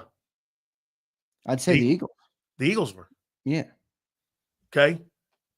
So you got guys that were number 1 in first and second down, and you've taken 2 of those players off that front 4. I mean, and then you lose a corner. Let me ask you this. Who's going to take up for the production of Gardner Johnson's 6 picks? You got Reed and who? Makuba? By the way, as I said before, May 5th, nothing's wrong here. I'm just asking. No, you're right. I mean, you're probably looking at a joint effort. I mean, it's going to have to be Quinion had a couple drops last year. Yeah, Quinion, Coop, Makuba. Maybe they each get 1 or 2, and you're in the boat. You're in the same ballpark. Okay, who's taking up for the production of Slay on the corner? Keeley and who? I mean, you're hoping it's Keeley. Wow. Keeley Ringo's going to play Slay. Well, you're hoping that Quinion rises up, becomes what Slay was. And Keeley's good enough, or Dory Jackson is good enough to combine to make up for what they were last year. So Keeley and Adoree. As I added up earlier, I mean, we're talking about 9 guys trying to replace 4. And these guys, many of them weren't on the roster a year ago. And you're talking about finding a spot for JAKIB Campbell. I'm telling you, Vic's got quite a task this year to figure out the puzzle. The puzzle was hard a year ago. No doubt about it, Xander. But the puzzle this year has more of this. And because of this, so Dean's not going to be ready for camp until camp. Nolan's not going to be ready for camp. And John Campbell's not going to be ready for camp. They're going to be behind the sticks and figuring out this jigsaw puzzle. Because they don't even really know what they have right now on replacements. And who's going to be a backup? Were you playing the kid? Are you playing him off ball? Are you playing him edge? I hear John saying edge all the time. Okay, so you're going to stunt the growth of Hunt or Nolan Smith? I'm not doing that because I think those two kids, I want to see what they have this year. Yeah, I mean, look, you're not wrong. Quite a task. You're not wrong. You're not wrong for sure. I mean, you know, and again, we've talked about this in the past where my boy riding the bench brings it up right now. Well, what's really the best answer? Okay, I know we can break down what's really the best answer for the team getting back this year? The offense. All right, you make $250 million or whatever you make. Now, they were good last year, but the defense carried the team. Now, you got to carry. Now, the offense might have to carry the team a little bit more. I don't think you're going to have the number one overall defense next year. I think you're going to have top 5. I think you could have top 10. I think top 10 is reasonable. I think top 5 is lofty, I'd say. Lofty. But you do have Vic Fangio. You do have some good, talented players in the room that could make it better, but that offense got to click, man. That offense needs to have what they did in the last 2 games of the year. That needs to be more their MO than a one-off. They got to be consistent with that. Xander, if you're number 12 in passing and number 1 in running and 15th in defense, you're going to be in the NFC title game. I feel like we're going to be in the NFC title game for sure. I don't think with a defense, and it's in, like John McMullen says, 25. That's not going to get you in the NFC title game if you're 25th. I mean, I don't believe it's going there because I have respect for the DC that much. But again, I do question how these pieces fit. Here, what do you think of this let me new say this to coordinator? you. I'm not questioning your talent, Xander. I'm questioning where you're playing these guys and where you putting all these pieces. That's my concern. Hey, dude, you can have the greatest talented roster on the planet. You guys had that dream team one year. If you can't figure out the jigsaw puzzle, bro, it's a 6-10 team or a 7-10 team. Yeah. That's every year in the NFL. That's every team every year in the NFL. If you don't figure it out. Every year. But don't you feel like, Sills, we do have the right – now, I have a bigger question on the offensive coordinator than most do. But don't you feel like defensively we have the right – like you're – again, the problems you're bringing up are valid. But, like, aren't these rich man problems? Like, we're saying, hey, man, we got to take this good player off to get this good player on the field. We got to take this good player off to get – like, I think Vic is the right guy. Yeah, but my question is Jahad Campbell a good player in the NFL? I don't know that. That doesn't mean we don't have good players still in the squad. Yeah, but you don't know what they're – is Jalix Hunt to you going to be a 3-down guy? Or are you projecting? I'm projecting. Right. There's no projections on offense. Lane Johnson's a fucking great player. Well, you are projecting they're going to throw more. I mean, if you're projecting that Jalen – Oh, I'm not. I'm not projecting they're throwing more. How many yards do you think Jalen Hurts throws for this year? 3,300. Watch this. They're going to try, in my opinion, to duplicate what Ben Johnson did in Detroit. They're praying to get at least out of A.J. Dillon 300-400 yards, 1,500 yards. It's funny you should say that. I got it. One last thing here before we get to the Super Chat, sir. Let me ask you this here. Actually, I got it higher. For the Eagles to have success this year, I got Jalen Hurts at 3,800 yards, 24 touchdowns, 9 picks, 750 rushing, 10 touchdowns. You got him on that? That's what you have for him this year? That's what I think his goal should be. I think those are good goals. I don't know if he'll fall on that. I think you're probably for me, you're looking at 3,500 passing, I think. I mean, I don't think you're getting $4,000. I'm not going to go in that road. Remember last year, I was like, hey, you're going to throw for 4,500 yards. Yeah, no, that didn't happen. I'd say anything above 3,500 is lofty. To Elizabeth's point, she says 4,500 is lofty. I'd say 3,800 is lofty.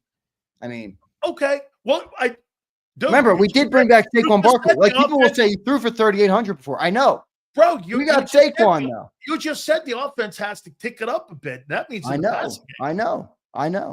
Okay. I got Barkley at 1,500 yards and 14 touchdowns. I think that's right on the number. I think that's right about where he's going to be. I'd say maybe 1,600-ish, somewhere in there. Now, if you look at it, I put the 300 on Jalen and took the 300 from Barkley because it's kind of around $2,000 because you're going to get a little bit out of A.J. Dillon. That's kind of why I did that. I put 300. I think they could manage Barkley more in the regular season this year. Yeah, I think they're going to too. I think that yards per carry is going to be the key component to this thing. I got A.J. Brown at 1,300 yards, 8 touchdowns, and 100 catches. Yeah, I think that's pretty good. I think that's right on the number, right on the numbers with him. I got 900 yards for Devontae, 6 touchdowns and 90 catches. 90 catches for Devontae? Yeah. That's a lot of catches. Well, he averages pretty much that. Okay. This past season he didn't, obviously, because he was banged up a little bit. One thing, listen, everybody's going to take this the wrong way. I'd love to see Devontae get the ball more. And I'm not, everybody takes that as I'm not indicting anybody, okay? We got Saquon Barkley. We won the Super Bowl. I'm all good. But I just look at Devontae. I'm like, that's a special receiver. I would love to see him get the ball more. I mean, you remember the back of the end zone catch he had last year where he gets the ball over his top and he toe taps his feet. I'm like, man, that guy would have 1,500 if he was getting the ball thrown more. I mean, it's just a natural, a fan thing. I just want to see Devontae get the ball more. This is year 6 for now for Jalen Hurts, and you tell me if you think this trend sounds right. He scrambles right, and he loves to throw left. And that's where AJ's lined up. And he doesn't really throw right. He runs right, but he throws left, and that's why they always line up at the Y. They always line up AJ in the Y. They never line him up on the other side of the field. These guys don't rotate, dude. I mean, there's a Y and there's a Z in Philly. I mean, most of the time, they don't do any of that. There's not a strong side wide out. It's Y and Z. Right. And that pathetic. Well, I do think Jalen did a little better at that last year. I thought he hung in the pocket better last year. And the one thing that he struggled with was he really only had one thing. Like he did take a lot of sacks, but at the end of the day, it all worked out. But he really only got the ball to AJ down that left side on go routes. I want to see him now. To his credit, he did identify the man coverage very good last year. I thought that was one of the best things he did from week 1 to week 22, whatever it was in the Super Bowl, where his reading even in the Super Bowl, you saw him calling stuff out. The first play of the game, he calls out Spags' coverage, gets the ball out. So I thought he did a lot better at that last year, but he's going to have to get a little more comfortable going to the middle of the field. Like AJ Brown is uncoverable in slants, and you don't use that. Like that doesn't make much sense to me. I don't care where he's lined up, man. If he's got a slant across the middle of the field and he gets open, which he most of the time does, that ball's got to come out. By the way, how much does that 6'8" offensive line stop that? Oh, dude, it totally does. That's why And remember, Jalen's not a 7-step drop kind of guy. Hey, Xander, that's why he's better at the numbers than over the middle of the field because he can't see the middle of the field. Exactly. He's looking out to the numbers. You can see that much easier. But what they're doing as a great organization, they're coaching that because they're winning. Hey, it's one thing to go. It's worked. Hey, the guy doesn't throw across the middle for whatever reason. The tight ends is hurt all the time, and the offensive line's gargantuan, especially when you had Becton in there at 6'8". You're not seeing it. However, are they winning? Yes. Did they win a Super Bowl? Well, here you are. I mean, at the end of the day, again, it goes back to what we talked about here. Now, I'll say this again to you one more time here. Jahan Dotson's role, if they do take that third wideout, and I think they're taking that third wideout out of the game, I really think it's going to be 2 tight end set, and it's going to be 2 receivers, and that thing's going to resemble what they're doing in Baltimore. And I think that helps Jalen more, man, especially in the passing game. Because I'll tell you what, Xander, for me, in the first 4 weeks of the season, the number one thing for me is if I get run over by the Eagles again, you don't have a team on that schedule. Take a look at that schedule you have. Do you really think you have a stout run defense that you're playing anybody on that schedule? Look at anybody. The Rams aren't physical. Who's physical? The Bills? They're not physical defensively up front. The Chiefs? You killed them. Well, this is why the Eagles are doubling down on this mentality. That's they're right. looking at teams and they're like, we can bully everybody out of here. We're going to bully them. I agree. Why and I think they should. Why in the world would I do this? Well, I'm going to throw the ball a little more. No, fuck that. I'm going to run the ball more, and I'm going to figure out blocking schemes. This is why Kevin Patullo is a safe OC. He's safe because, dude, if you're asking this guy to come up with complex passing routes and putting together a passing, he is totally the wrong guy. But if you're going to double down on running the ball, the key guy in the building is Stoutland because he's the run coordinator. Yeah, but don't you anticipate fully this year, based on the media that Saquon's received, obviously the awards he's gotten and everything that when you look at hindsight in this season on the Eagles, you talk about Saquon. I mean, he was the face of the team. Let's be real. Don't you think teams are going to come into games versus the Eagles and say, even if Jalen can do it, and like he did in the Super Bowl, like he did in the NFC Championship game, I would rather make them beat me through the air than beat me with Saquon because we already saw how that ended. No doubt about it. So if they do stack that, that's where I think Jalen would have to. No, listen, to his credit, he didn't have to do it much last year because the teams didn't dictate he had to. Once they did, he answered the call. So I don't have anything bad to say about him. I'm just saying if you need to do it on a more consistent basis, I think that could be a big part of whether the Eagles sink or swim this year when it comes to Super Bowl aspirations. Okay, here, let me just, again, I'm not even going to talk about wins or losses here. The Bills don't have a stout front four. They're going to run that team over. Cowboys, you're going to run that team over. Didn't the Bills have a good draft, though, on defense? Man. You know what? Wake me up when they stopped them. They haven't stopped the run in 4 years. Yeah, the Packers. They got TJ Sanders, who's pretty good in there. He's not a run stopper, but he's in there. They got Maxwell Hairston, who's a good corner. Landon Jackson, I like him as a defensive end. He's a big, beefy dude, much bigger. I mean, I don't hate what they did, but again, these are rookies. So how much are they going to contribute year one? Let's say. You think the Eagles are going to run the Packers over? Did they run the Packers over in the playoffs? Yeah, I mean, not really. We beat them 22-10 in the playoffs. I think people look at that game a little bit wrong. I mean, Jalen had a decent game. I believe that's the game where he ran for the touchdown. Or no, that might have been the Rams. That was the Rams game. Was the Rams game. But the Packers playoff game was pretty ugly. Don't you remember what the conversations were after that? Yeah. He threw for like 93 yards. By the way, Brayton Covey got signed by the Rams. I saw that. Yeah. Maybe I can get him on. He follows me on Twitter.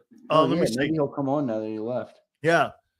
I mean, Jalen was in that Packers game was 13-21, 132 touchdowns. So it was efficient, but it wasn't anything crazy. Saquon had 120 yards. They're going to run the Chiefs and the Chargers. Look at the Vikings. The Vikings teamed up and got that D-line interior-wise with Hargrave. And not that Hargrave's a spectacular run defender. He's not. But they got Allen in there because of the Eagles. The Giants have a good defense. Cowboys, then you play them. Washington, I still suspect on their run defense. The Bears run defense. The Lions, they're better up front. The Broncos, there's nobody on that schedule. If I'm Philly, I don't have to beat you throwing the ball. I'm going to run you off the scoreboard by running the ball down your throat. Dude, on that schedule right now, if that defense is 15th and you run the ball to number one like you did a year ago, and the offensive passing attack is 12th, you're going to win 13 games, 12 games again with this team. Right.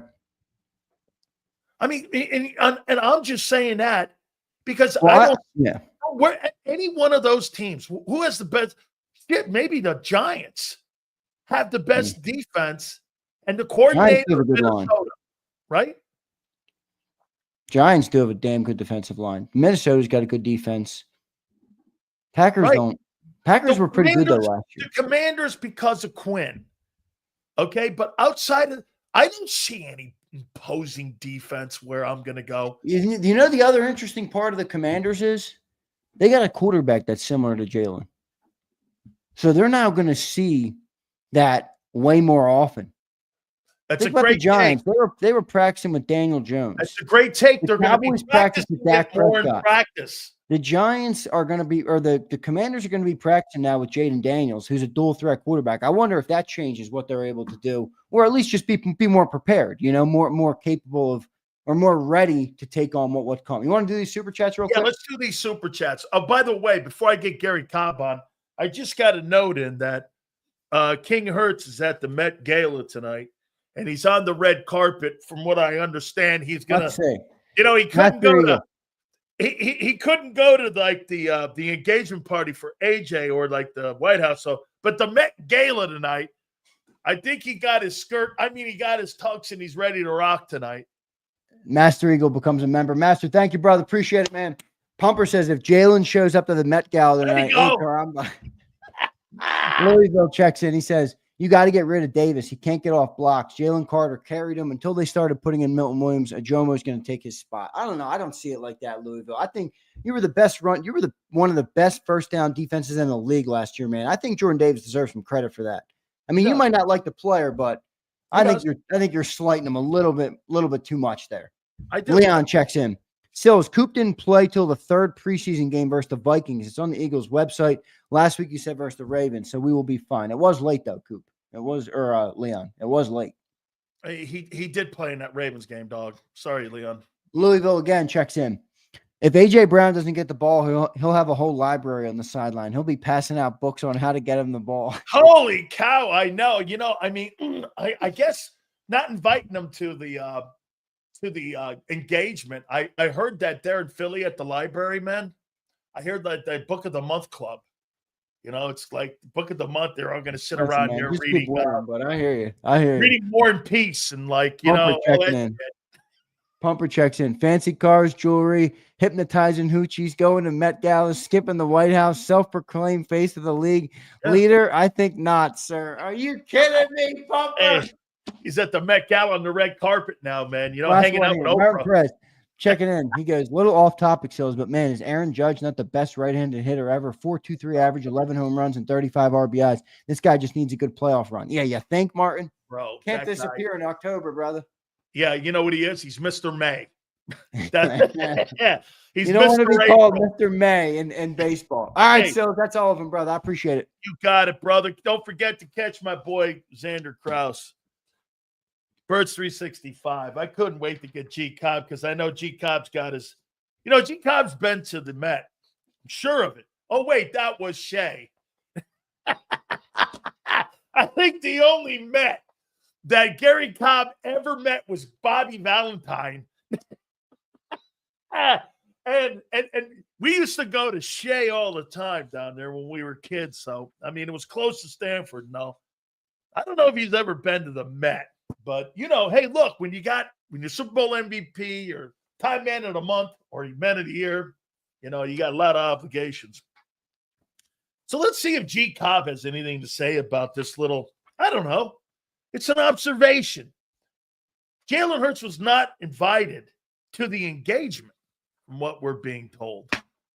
Or maybe I'm wrong. Maybe G Cobb's got more of an insight. I know he was working with the rookies this past weekend. We'll get to that, but maybe we have our own insight here on where Jalen Hurts is. Let's go to G Cobb from Fox 29 in Philadelphia. I feel like I'm going to Gene Siskel, and I'm asking him. Mm-hmm. I mean, when you're a big star now, man, you got a lot of obligations now here, man. Hey, and by the way, AJ Brown, he posts all the guys, and then he superimposed Jalen Hurts in the front there. There's a big old picture of it. I don't know, man. I mean, he doesn't go to the White House. Now he's not at the engagement. Anything here? I mean, no, nothing. I don't know. I mean, I know, he didn't go down to Washington, but, I don't know what these guys are up to, but just to be, I mean, Jalen, when you're MVP of the Super Bowl, it's a big thing. You have a lot of things you got to do. They have you on these different programs and stuff like that. Now, I don't know. Of course, this has nothing to do with that. But I don't know. He's over at the Met. I don't know what for, Hey, man. no, all I'm saying to you is this. I mean, let's get to work. That's right. And here, follow me here when I say this to you. I mean, yeah. Last year the offense was 30th in passing. And these wide receivers here. Do you agree with me? Tell me, maybe you disagree. If the Eagles hadn't won the Super Bowl and A.J. Brown and that passing offense was 30th, how do you think this offseason would have went if they had not won the Super Bowl with limited targets out there and the offensive passing attack not going? Mm-hmm. Don't you think the only reason it got covered up a little bit here is because they did win? Well, winning takes care of everything, but absolutely. No, without a doubt. I mean, I think A.J. Brown said it during the season. He wants to do some things to step up their passing game because, I mean, if you look at the talent they've got, and I don't think they're going to be able to run as much, and I don't think they're going to run as much because I don't think you take Saquon Barkley, you're not going to give him the ball as much, and that's why you got him help that's backing him up, and so you're not going to be as much of a running team as you were last year. I don't expect that because you're going to just shorten his career doing that. If he's running the ball that much every year, come on, you can't work a guy that much. So I think that they're going to be a team that's going to try to throw the ball more, just because teams are going to be doing everything they can to stop their running game. So you're going to have people moving everybody up in the box and everything. And so I think that they're going to throw more, and I think they're going to give Jalen the freedom to call pass plays when he sees something. Let me ask you this then. This morning on WIP, they were talking, it was like BG Day there at WIP, and I heard the owner on, and the owner went like this on the parting shot to John Ritchie. Hey, John, I want to tell you something. I'll let you be aware of this. The fullback is coming back to the Philadelphia Eagle offense. Mm-hmm. Now, Gary, doesn't that sound like to you they're going to take that third wideout out of the building and they're going to be more of an emphasis? Now, I agree they don't want to bang on Barkley for 17 weeks like they did last year, but I mean, that was a telltale sign there a little bit to me that could there be some cosmetic looks to this offense because I think that they're going to institute that? I could see them doing that. I think they're going to do that with the fullback. They were really planning on. It seemed like they were going to do some of that last year, but the kid got hurt. So they got a youngster. He was playing linebacker, and then they had him doing and they had him doing some playing some fullback. So I think he's going to do that. So they will have some of that. Yeah, I definitely think they're going to try and change things up a bit, give a different look. I think you'll probably see that on the goal line too, if that tush push is booted out. So, but I still think that I know they're wideouts. Winning is great, and I think they want the ball more, without a doubt. Absolutely, Gary. Now, help me out on this one here. All right. Mm-hmm. So they draft this kid, Jahad Campbell, and he's not going to be ready until the start of the season. It looks like he's going to miss almost all of training camp. Now, he didn't practice last week. Yeah. This is what the Eagles are saying. Okay. All that being said, Gary, September 8th, Thursday night, when they open the season, who comes off the field? Let's hypothetically say he's ready to go. Who comes off the field for him? Is it going to be Dean, Nolan Smith, Moro Ojomo? I think it's going to vary. So who do you think? Who would he start in the role of? Well, I don't. There's no surety that the chances are that Dean. I don't know that he's going to be healthy at the start of the season. Okay. So there's I want to know I want to know, Gary, where they're going to play him and start him. I mean, I think he's going to play some off. He's going to be playing inside linebacker. I think he's going to do some of that, and I think he's going to be coming off the corner too. I think he's going to be doing some of both. I think they're going to be rotating these guys. That's what I think. and it depends on how quickly he picks up everything. If he picks up everything fast, there's gonna be he's gonna be on the field some. Is he gonna be starting? I couldn't say that right away, but I think if Dean is still hurt, there's no doubt he'll probably be starting then. If Dean is feeling good, then there's a question as to whether he's going to be out there right away. But they're going to let him rush the passer too, so he's going to be coming off the corner sometimes too. But I think that they're going to see who blossoms. It's really going to be kind of competition. Whoever is playing the best gradually is going to get more time. But I think that they're going to give him opportunity to play. Now, the guys you got coming off the corner, I think that he's going to get opportunity. You got Jalix Hunt, Nolan Smith. Yeah. And if you add JAKIB Campbell to it, you're going to add him and some of these free agents that you signed, the kid from New York and all that. I'm just trying to see where this kid fits in and what they're going to do with him.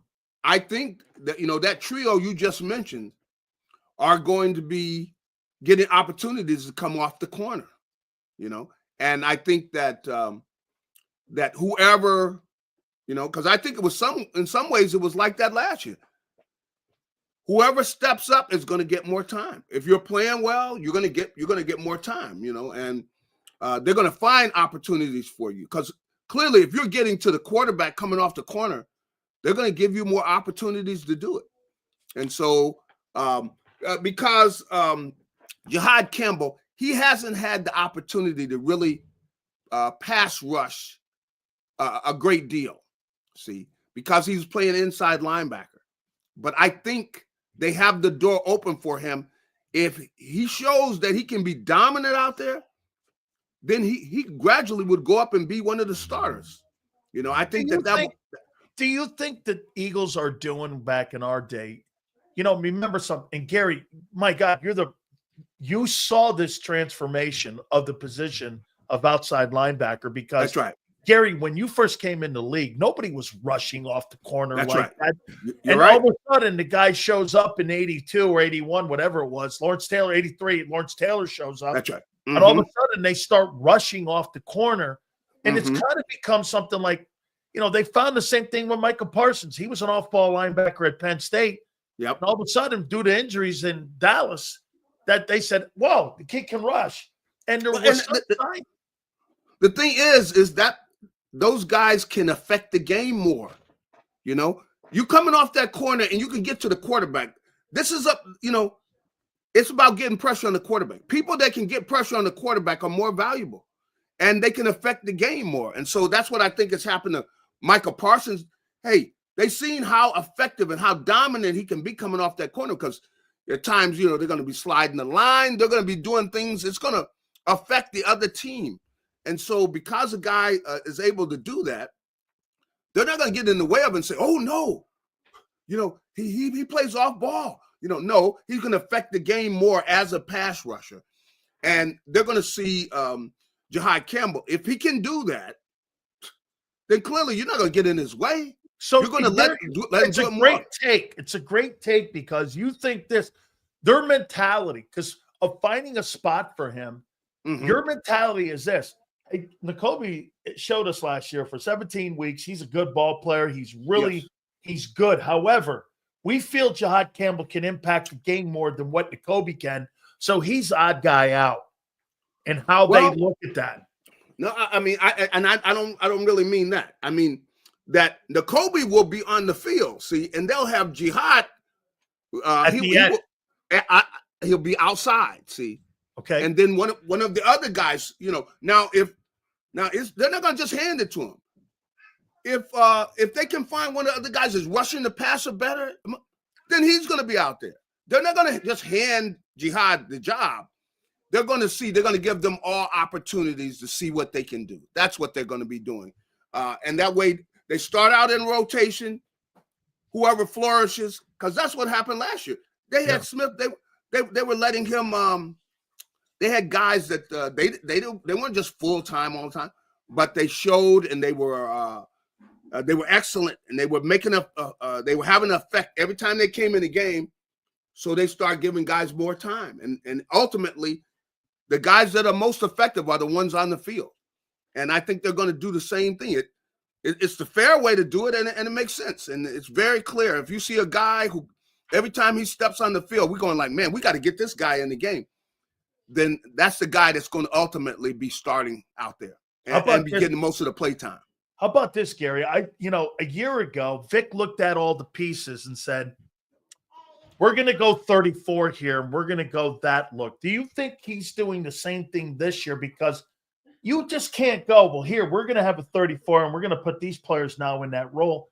I think he's more of an architect like Jim Johnson was back in the day, where they're going to build the scheme around the talent that they have with this current group versus last year, because that's kind of been his forte. But how do you do that, Gary, when Nolan Smith is not ready for camp because of surgery? Jacoby's not ready until camp because of surgery. Campbell's not ready.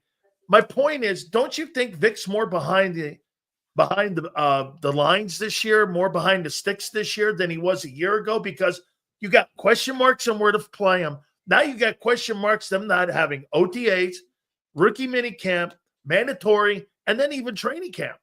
I mean, that's quite a task for him to try to figure out where the chess pieces fit, isn't it?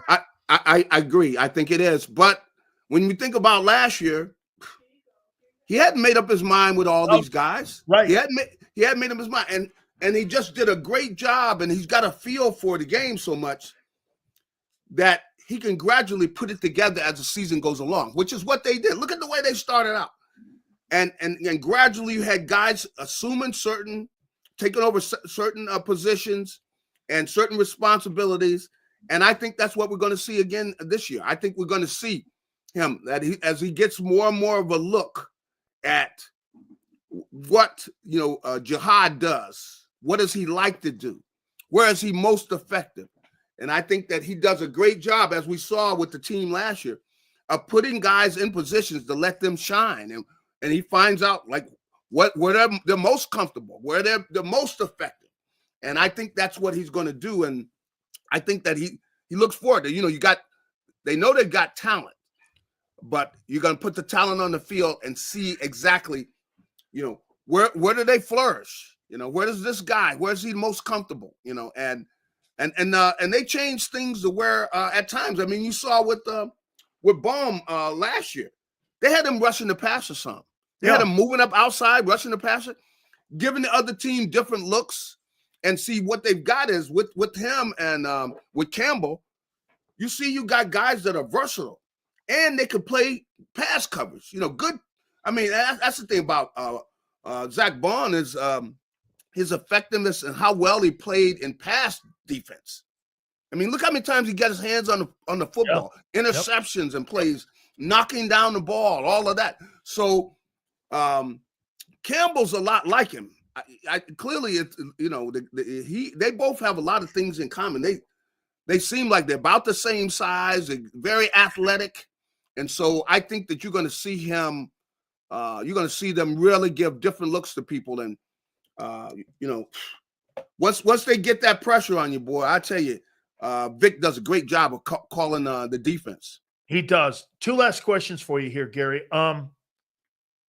How long do you think that this organization can go by paying one side of the ball versus not paying the other side of the ball? How long does this go? Or is that just going to be a league mentality, Gary? Because this league now today, I mean, having a top flight defense, Hugh Douglas says it all the time, that's kind of a luxury nowadays to have a great defense. If you don't have a top flight offense, you can't win in today's NFL. So do you think that that's just going to be the trend of what we see from now on, that this is going to be the normal way of doing business in Philly, is that nobody gets really second contracts? They're going to move off of players, and they're going to keep retooling the offensive side? Or do you think that's something just in the cycle? Well, I think it's something in the cycle. I think that when you look at the Eagles, depending on who the players are, like of course, Carter's going to get paid. They're going to pay him. He's not going anywhere. They're going to play. If you have these elite players, like if they have the corners, are playing on Pro Bowl level, well, then that guy's staying here.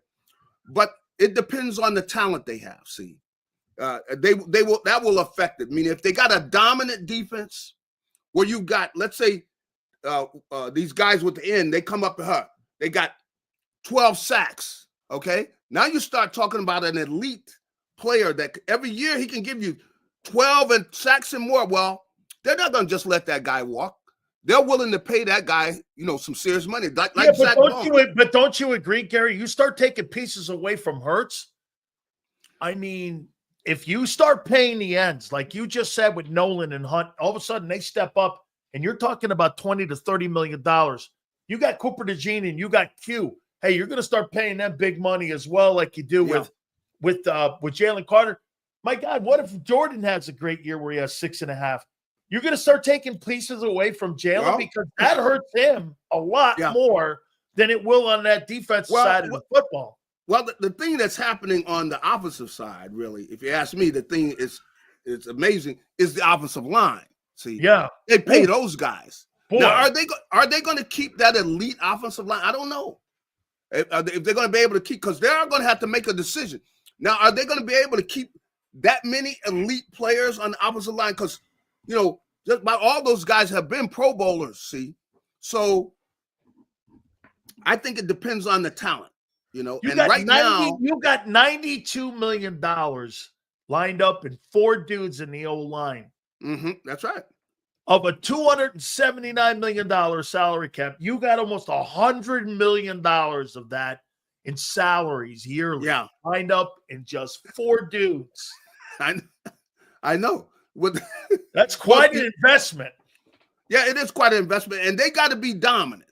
Now if they stop being dominant, you're gonna see some guys walk out of here. You're gonna see guys be moved out of here because I think it depends on where the talent is at. And so I think right now, it's offensively dominant, but I don't know that it's going to stay like that. See, and I think that if they got to the point, like let's say they had a dominant defense where they've got 2 Pro Bowl defensive tackles and a Pro Bowl defensive end, or a linebacker coming off the corner, I think they will decide to pay them. If they get to the point to where nobody can block those guys, they're getting pressure on the quarterback all the time, then those guys will get paid. I think that will be affected by, the level of the talent that they have. See, at least now I know they have a way they like to match it up, but before Saquon come in there, I mean, they had some good backs, but they weren't paying they didn't pay the running back. They didn't pay them. No. But when they got an elite guy there, they say, hey, look, rip up the contract, give this guy his money. See? So I think they look at it that way. Clearly they did that with Saquon, and I think they'll do it with other positions if you have that elite guy there. I mean, they didn't pay the linebackers. Look what they did with Zach Bone. They gave him his money. Yeah. So I think it depends on the player. If they have elite play, you playing Pro Bowl level play, then they will pay you and worry about what it was going forward. They'll worry about that then. But I think that they can be affected by the level of the talent and the quality of the play. Last question here for you. Will the Eagle defense be able to overcome all the personnel losses, in your opinion, this year? I mean, Gary, I asked people, they don't want to answer it. Do you think the Eagles got better anywhere on defense this year? And I said, on May 5th, I have no idea, but I have more question marks than I had, and I don't really see where they've gotten better. Somebody may step up. I don't know, because my philosophy was this, Gary. Okay, so who's taking over for Milton Williams' role? Okay, so that's going to be Moro Jomo, Ty Robinson. Okay, so you got 2 guys taking over for his role. Who do you have taking over for Josh Sweat? Alex Hunt, Nolan Smith, guys like that. So you got another 2 guys taking over for another guy. Who do you have taking over for Slate? Keely Ringo, the kid they drafted. Who's taking over for Gardner Johnson? Reed in his 6 interceptions. Reed, Makuba, the kid they got from Texas. I said, you're going to replace 4 guys with 9 guys. boy, man, that sounds like quite a bit of. How about this? They got We work to do. We don't know May 5th. I'll say that's a lot of questions. Yeah. Well, they clearly have. I went over there to their practice. And they're just kind of doing a walkthrough, and they're teaching these kids. How was the rookie camp? How was that rookie camp? Well, it was mainly a lot of teaching. They weren't really doing a lot of practice. They're sitting there explaining to them and breaking down the details of each guy's job, and you can see it's a lot of teaching. That's mainly what they were doing. So, they got a lot of work to do. There's no doubt, because they got to take these young kids, and eventually, by the halfway through the season, where you got guys that can play and are playing on a quality level. If it's not going to be an easy job, but that's what they've got to do. A lot of these guys, they got to step up, man. Are they going to be able to do it? I can't guarantee that. I can guarantee that they want to start out and have the offense be dominant and carry them for the first half of the season. But you think about it, last year when they started out the season, they weren't shining. I mean, so I'm not going to start panicking. I don't think there's any reason to panic, because they surely had reason to panic last year, because they looked like garbage. I know. I don't know how they did it. I mean, and they put it together. I guess so. That's why I said, like, I guess they're going to be able to do it again, because they did it last year. Gary, I got one line. I want to sink this in on you. So, at least they have tape. Let me say this too. At least they have tape. They can show them, hey, this is the way you do this. This is the way you do this. Yeah. Last year, they didn't have tape of Eagle players playing like that. They didn't have. They were sending tape of other players and other schemes on what they wanted. Now they've got their own homegrown tape. You're right. That's a really great point, that they have their own tape. Gary, let me ask you this, though, in this mini. So here was so when you show up to rookie camp, I remember you show up to rookie camp. Hey, I want you to run a banjo sweep with a twist in the middle. Don't forget, make sure you set that edge and make sure you don't get too wide in that 3 gap. And I'm sitting here going like this. Okay. I'm looking over at Irv Randall. What, do I go into 3 or 2? He goes, 3. So get over into 3. Snap. Okay, next one. 48, 38, 17, wide tackle 6 with a Canes G defensive slant. Make sure you tilt on the nose, Sileo. Okay, right or left? It's odd. I'm going, okay, odd. Is that it's a hash mark thing. I'm sitting there. Do they coach like that kind of shit still? Do they do that? Because you know me. Because hey, back in our day, minicamp was there to go, let's see how much we can throw at them and how much they can retain. That's right. Because those are the guys that Vic's going to feel comfortable with going forward, and who retains the knowledge of the defense. Do they still coach it like that? They were doing some of that. You could see that they were kind of, really giving them a lot. There's a lot of teaching. At the start of the practice, my goodness, they got them over there in a meeting, and they're really just meeting out on the field. And here, show that again. And they're getting a little look. You had Jihad standing over there on the side because he's still hurt, so he's standing over the side, gulping up, and then you could see him step over there. He's trying to do, the pattern or whatever they were doing, trying to get a work on it. So they got their work cut out because they got kids. They got to train. You got the safeties over there trying to learn. They got all these kids. They did it last year, so we'll see, man. We'll see. Hey, man, all I know is, man, you got a veteran guy behind you going, it's a 3 technique, dude. It's not a 2. That's right. And you got to get wider. And if that guard slips and scoops me, that's your ass. See, at the end of the month, you're going to have the vets come in, and then you're going to have that, like, man, get these kids out of here, what we got these kids out there, but you got to work with them, man, because at some point this year, that's who they got to go with. Ed tapped me on it. Ed Too Tall Jones tapped me on the shoulder. He goes, "Why are you getting wide like that?" I said, "Well, that's what it says in the book." And he goes, "No, you want to cheat?" I said, "Yeah." He goes, "Slide down inside there so Eugene Lockhart don't get blocked and scooped up, because you know what he's going to do? he will kick you in the ass if that guy gets up on you like that.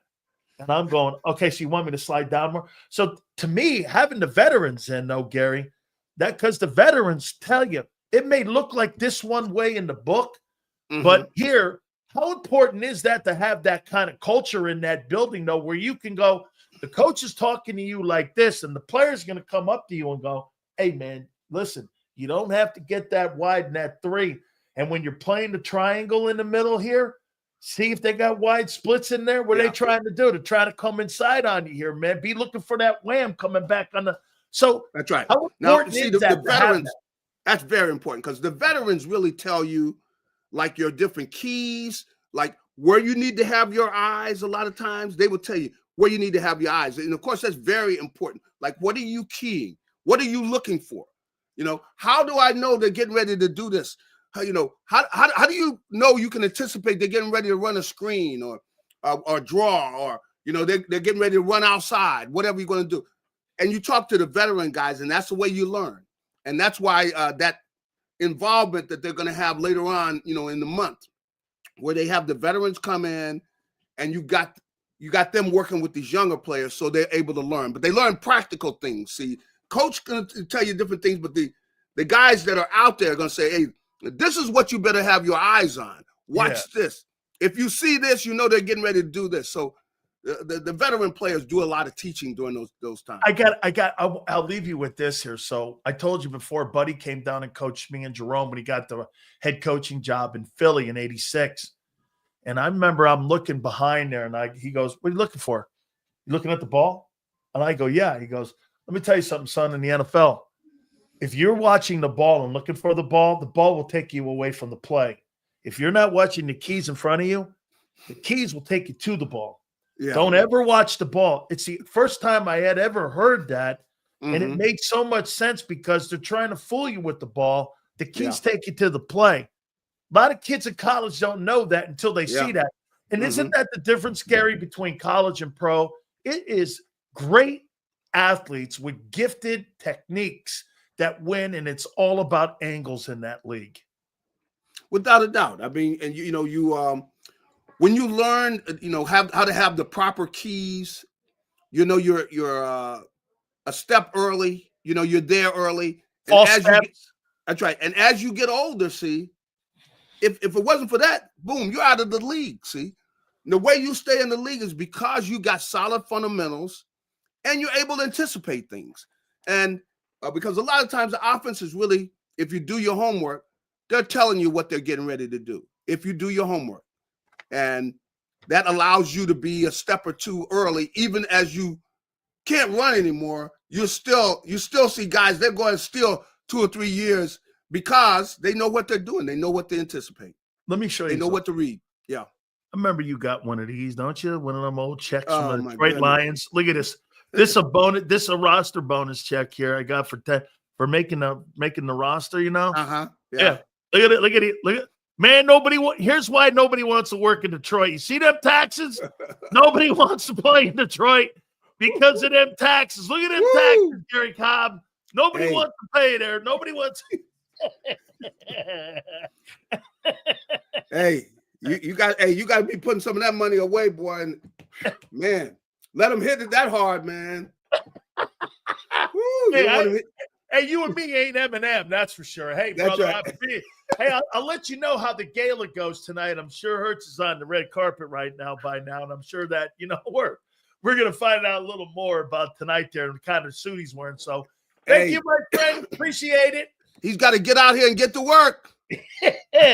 Thank you very much, Gary Cobb. Have a good one. Sure, man. That's my friend Gary Cobb, Fox 29. Yeah, man. Hold on here. Yeah. Yeah, the gala. Hold on here. Or is that Geisha? Hold on. Let me see. I just gotta yeah. So G Cobb. Yeah. Okay. No, I'm checking the times that we have here for the gala for Superstar. Let's just start calling him Superstar. Yeah. Jalen couldn't make an engagement. He couldn't make the White House, but he's got the gala, the Met Gala tonight. Hey, Paul, what's up? Hey, do we have any supers go through there when Gary was on? If we do, we'll read them for you here. Man, what do you all think of the Bills draft picks? Here, I'll tell you exactly what I think of the Bills. I have a comment on them. Hold on here. I got a comment on the Bills. Buffalo. They need more talent around Josh Allen.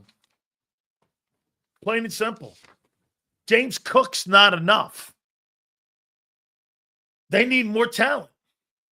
Josh Allen, Buffalo. They need more talent. You can't just have one guy. You got to build the team around him. Get some players around him. I mean, act like the Eagles. Eagles put great players around Jalen Hurts. Start putting great players around Josh Allen. I mean, that kid's not going to win a Super Bowl by himself. They figured that out in Baltimore. I think the Bills did a nice job, man. I do. I think the Rams, this is what I said about the Rams. I think they drafted really well. Here's some of the comments here. The Commanders.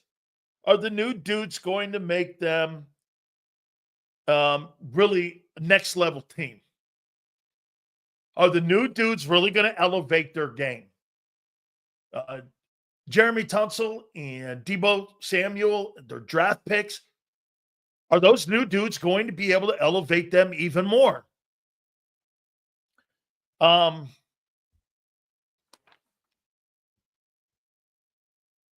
Yeah, I mean, I said the same thing about the Commanders here. Ben Johnson. This is the Bears. Ben Johnson and Caleb Williams. Will it click? Will it click? You brought the personnel in. By the way, somebody help me out here on Ryan Poles. Do you want to know how pathetic Chicago Bear fans have become in the city of Chicago? How pathetic the city of Chicago is? Ryan Poles is like 12 and 35 as a general manager. And they're saying he's done a great job at retooling the roster. You're 12 and 35 as general manager. Now I know why they want to move out of the city and move to Arlington Heights. Gone are the days of Blue Island and South Chicago. I mean, you don't have that South Side mentality anymore in Chicago. You're rooting for below mediocrity.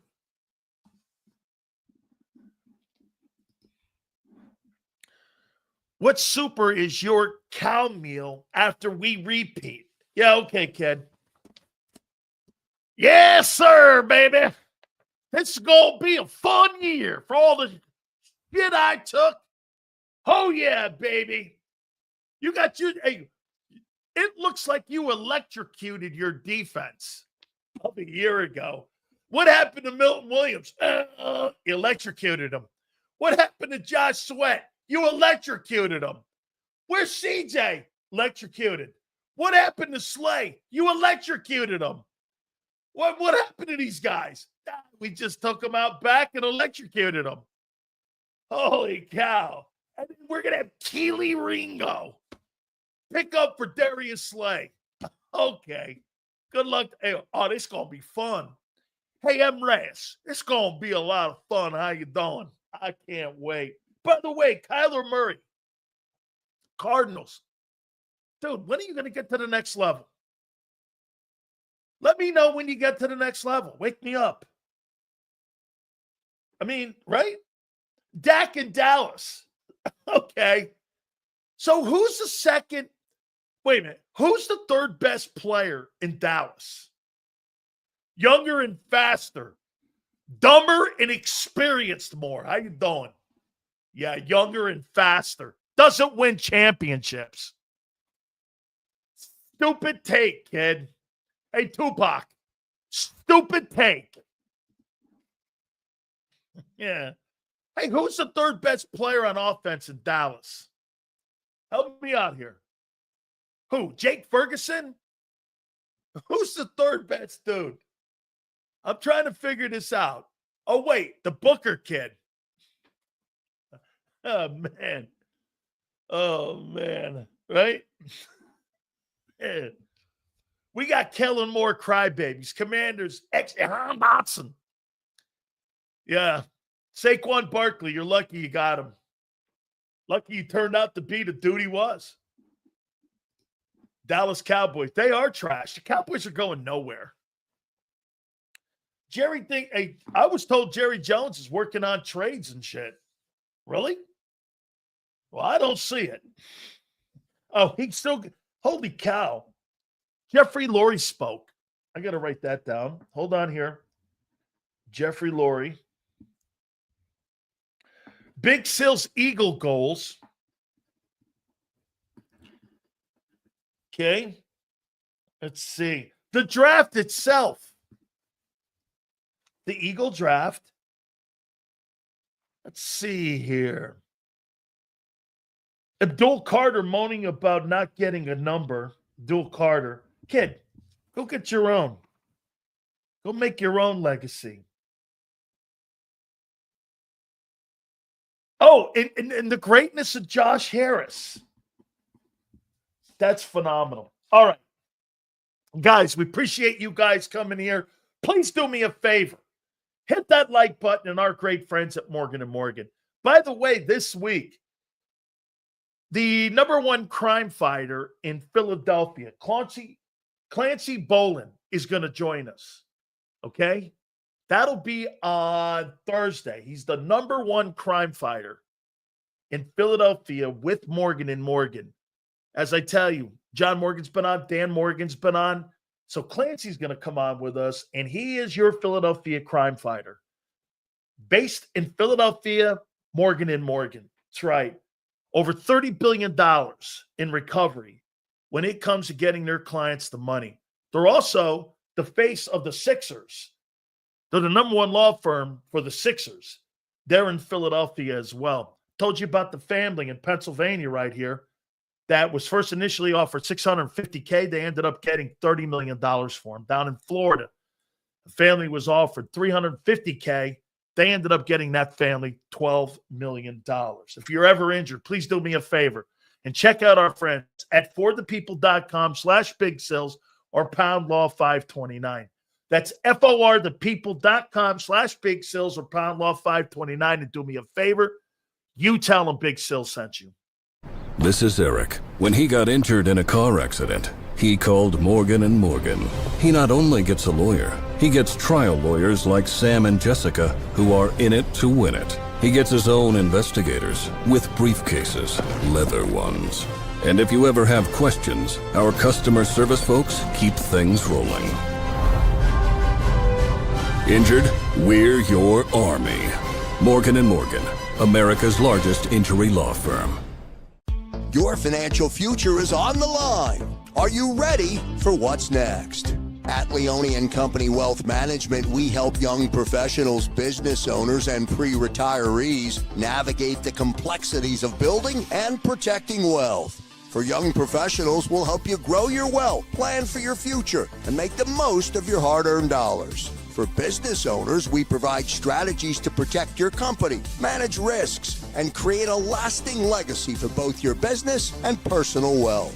For pre-retirees, we'll design a plan to secure your retirement, ensuring you can live comfortably and confidently in your next chapter. Whether you're just starting out, managing a thriving business, or preparing for retirement, we're here to help you take control of your financial future. The first consultation is on us. Get the advice you need without the cost. Let's make your financial vision a reality. Take the next step. Scan the QR code to schedule your free consultation today. And of course, go Birds.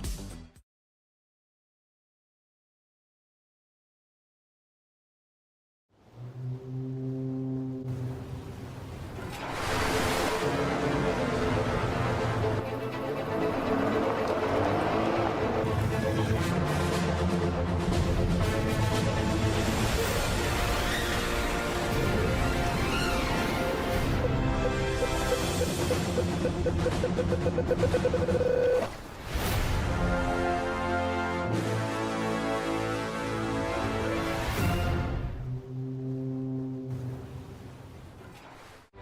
carving them up and good play calling along the way. First and goal at the 6.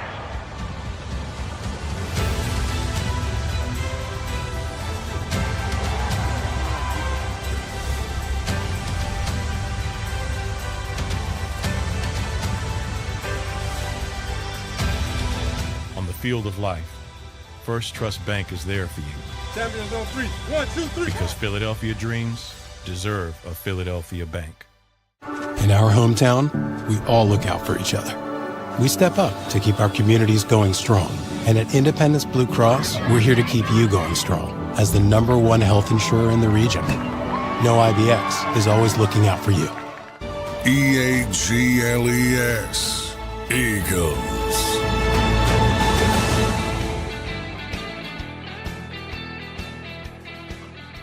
King Hurts. Let me check my schedule. Let's see. Can't make AJ's wedding engagement. No. Hey, Nicole Lynn, make sure you put that not on my schedule. Okay, not happening. And AJ's engagement, you know me being a prolific passer I am. He'll suck it up. I'm 2903. Kind of like a prison number, 2903. Wait. The White House? No. Trump, what are you, crazy? I couldn't be seen with that guy. Being seen with Trump? What are you, nuts? That would hurt my whole deal. You know, I mean, I'm King Hurts. Yeah, let me see here. What's else on? We have the Met Gala coming up. Huh. Yeah, make sure you get my Louis Vuitton suit. Yeah, put that on my list. Yeah. The Grammys? Yeah, oh, shit, yeah. You kidding me? Being out there with all them liberals, I'm ready to rock with that. Yeah, let me see here. What else? March of Dimes?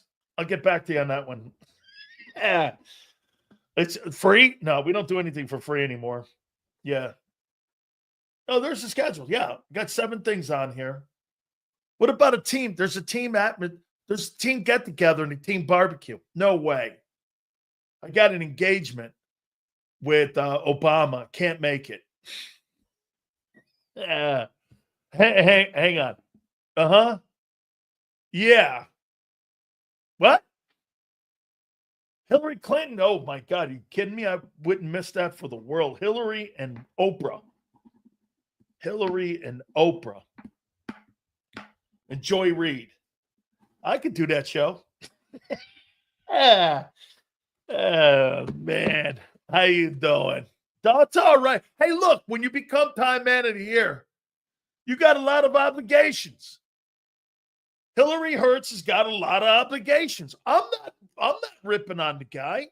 Hey, when you become the Super Bowl MVP and you were the caboose all year, and Barkley was the engine, I mean, I get it. I mean, you know, you got to make the most out of the Super Bowl MVP. Let's be candid here. Hurts was the caboose in 24. Do we not agree with that? Hurts was the caboose. The engine that pulled that title team was Barkley. It was 26, right? Wasn't Jalen Hurts. He came parachuted in after all the hard work. You know, you know who Jalen Hurts is actually? Here's my takeaway on Hurts. You know, there's a guy. He sits at the bar. You see Sue? He sits at the bar. He buys Sue about 4 drinks. I don't know, Sue. You could be a heavyweight. I don't know. You got a wrench. So I'm going to say 5 drinks. Buy Sue 5 drinks. The guy goes to take a leak. Guy comes in at about 11:30 at night. And he comes into the bar and Sue's sitting there by himself because the guy went to take a leak, but the other guy spent 5 drinks on Sue. Guy goes to take a leak. He comes back. There's some hotshot guy. He's barking in. Sue's all liquored up. And she's sitting there going like, ah. Before you know it, Sue's giving this guy, she's giving this guy the business. And the other guy's going, wait a minute, I spent 5 drinks on Sue. And now she's giving me the wazoo. Holy cow. I know a guy like M. Reyes. I know M. Reyes has been involved in something like this. This guy probably spent like $100 on a chick, getting a meal, getting some appetizers. This guy's ready to rock. All of a sudden, a guy like Big Sills comes parachuting in. How you doing? That's why you always come in at 11:30, because there's always assholes like M. Reyes. You walk in, they're buying all these chicks beers, and you're like, how you doing? You know what I'm talking about, some of you in there. No, yeah, M. Reyes is going like this. What? I just spent $100 in appetizers, and Sue's leaving me for fat sills. This ain't good. Holy cow. Not good. Yeah, that's what Hurts was this year. Hurts just went, Barkley's carrying the mail. He's putting that 2,000-plus rushing yards. Jalen comes parachuting in at the very end. And Saquon Barkley's like, you're welcome. How you doing? Yeah. Yep. It's all right. M. Reyes knows what I'm talking about. No. Hi, I'm Big Sills to you. Okay? Always remember that. Still gives him the business.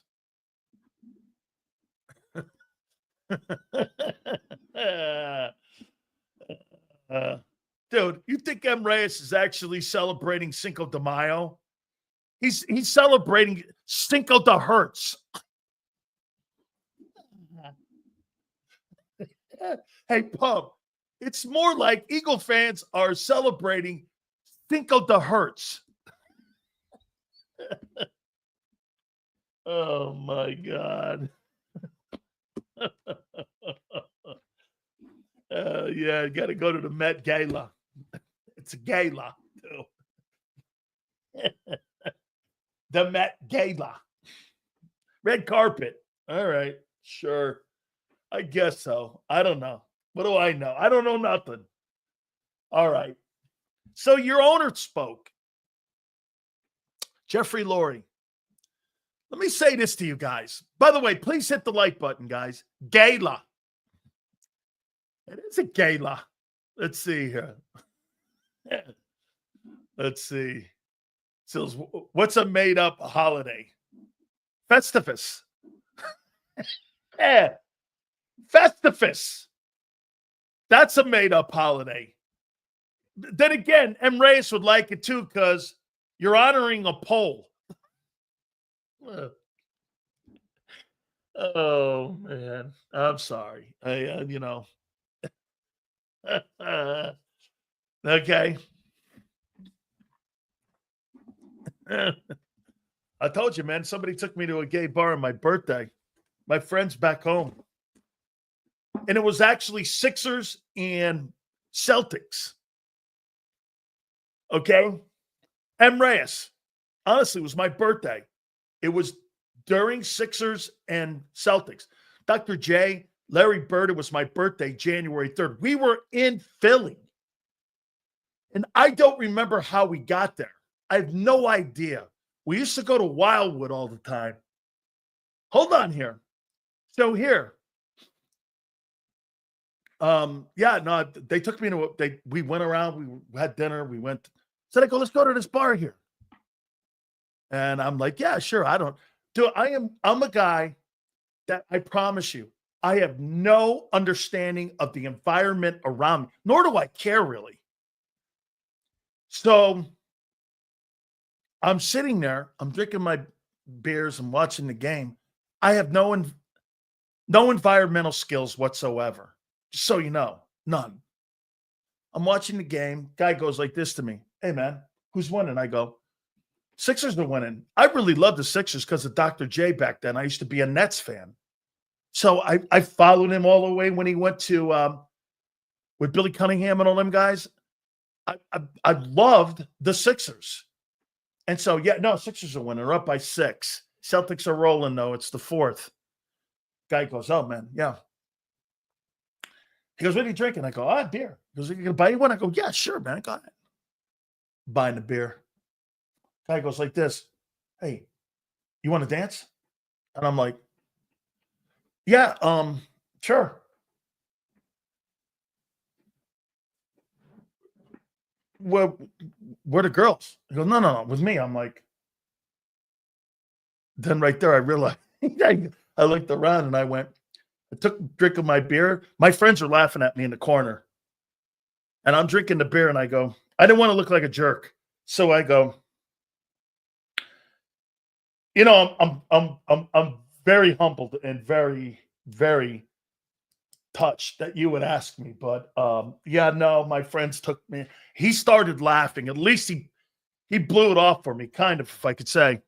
And I was like, okay, so yeah, we rolled out of there. And I was like, yeah, my friends left. We used to play tricks on each other like that. So, and I told you about the time I did that down in New Orleans to my teammates. Some of you have not heard this. Some of you have. So we go down to New Orleans for the Sugar Bowl. And we're down there at the Sugar Bowl at Larry O'Brien's. And we're just drinking these Hurricanes. I'm getting wazooled. Just getting I'm off my ass. Girls sitting around us. You know, we're getting ready. I'm playing Tennessee in this game. And I'm sitting there. I'm liking everybody else. Me, Stubbs, Jerome Brown. We're all sitting in New Orleans down on Bourbon Street. So I go up to take a piss, and I'm going to go get myself another drink. And the bartender, hey, come here. And I just think it happened because I got up because it was getting towards closing. Guy goes, I'm going to hook you up. I said, great. Drinks? No. I'm going to save you some face. Those people you're sitting with are not women. I go, what? Those, I don't know. Those aren't women. I'm like, what are they? Well, they got cannolis. And I said, are you telling me that those women with guys thing, yeah, they frequent this place all the time? And I said, okay, well, do me a favor. Don't tell my teammates. The guy goes, this is cold and wrong. I said, don't tell my teammates. So I go back and sit down, and I'm like, no, I'm good, you know. And I was friendly. I was just being friendly. And Jerome and all these guys, Danny Stubbs, Benny Blades, all these guys, they go, hey, Sills, we're going to go out. And we're going to go to another place that's all open to, you know, I'm back. I'm not feeling it. These guys see me at train table in the morning. I'm sitting there, and I told some of the teammates, these guys are walking in. Jerome walks right towards me. He goes, the fucking bartender stopped us at the doorway and told us that he told you. I said, hey, I must have forgot to tell you. You didn't forget. Everyone in the place started. Jimmy Johnson goes, they told you? And I go, yeah. And Jimmy goes, cold. Absolutely cold. I said, yeah, well, I didn't want to reach up there, coach, and grab a cannoli and realize there was too much cheese in the cannoli.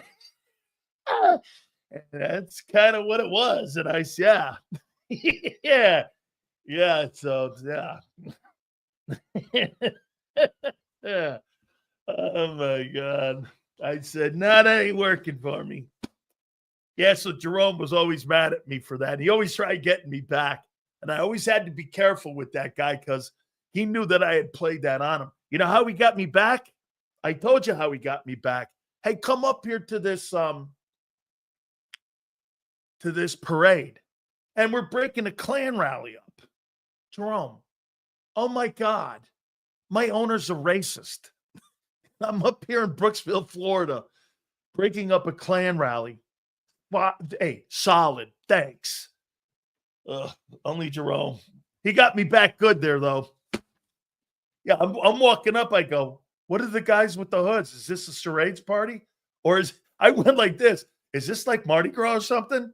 And he goes, no, those are Klan guys. I'm like, Jerome, what am I doing here? It's in Sports Illustrated. And I'm like, what am I doing here? My God almighty. Yeah, he got me back good. Yep. All right. Your owner spoke. Okay? No, not me. Not me. I got out of there in time. Not me. I was like, nah, I'm all right.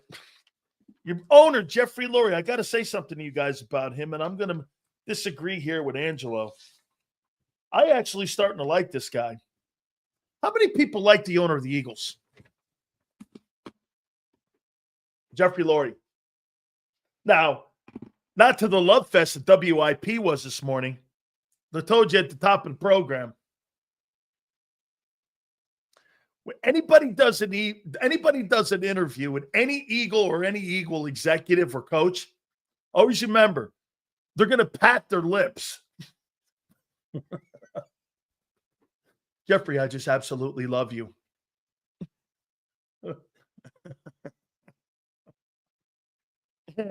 I can't believe what a great guy, and it's unbelievable what a humanitarian you are and how unbelievable. I mean, seriously, I'm listening I had to turn the volume down because these guys were just like, they did their interview with Jeffrey Lurie this morning on their knees. Jeffrey, I just got to tell you how much I love you. I was like, Jesus, gravity. Okay. Hey, Howie. What a draft, Howie. Hey, Nick. Hey, this is what happens when you win the Super Bowl. This is what happens. You got to have a towel in your mouth or around your lips. Eagles, great job. Anyway, I'm actually liking him, though, man. I do. I like the guy. And I think he does do everything he said today. I think he's right. He goes like this: we like to have creative people and really talented people in our organization. How many people would give him an A on that? How many people would give Jeffrey Lurie an A for putting quality people and successful people in their organization? I would. If I were to give Jeffrey, let me give the owner a grade. Organizational skills. What would you give him?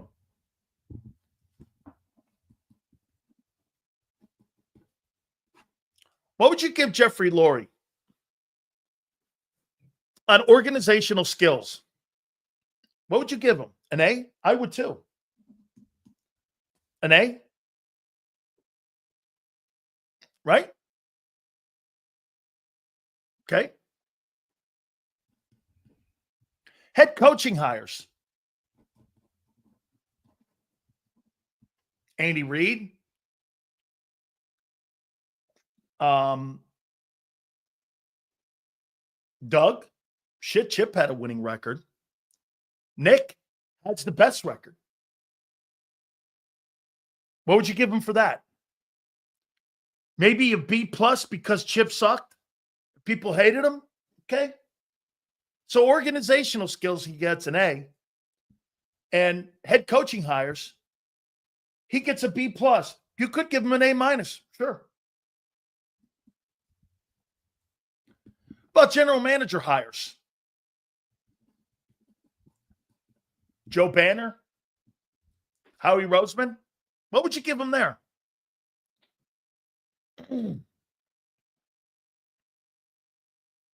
A? Right? I give him an A too. Right? Let me look this one thing up here before I comment here. See here, let me put this in here. Former assistant coaches, Eagles, go on to be NFL head coaches. Okay, so let's take a look at this. What do you make of this? Assistant hires.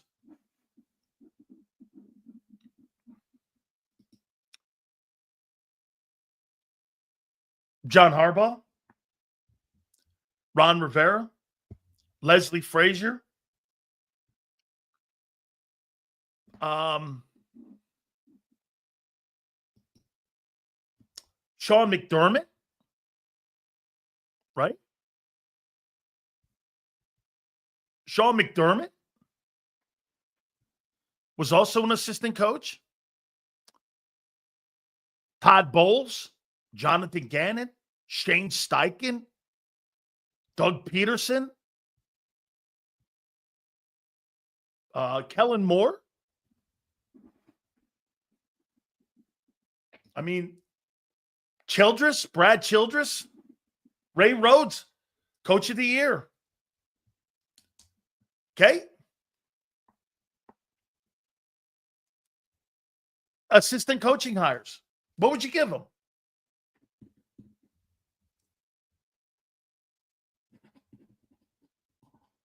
Another A.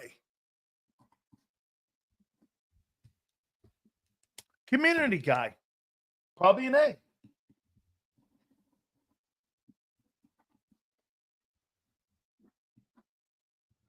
You could make the argument that Jeffrey Lurie, if I were to put my top 5 owners in the NFL right now, it would be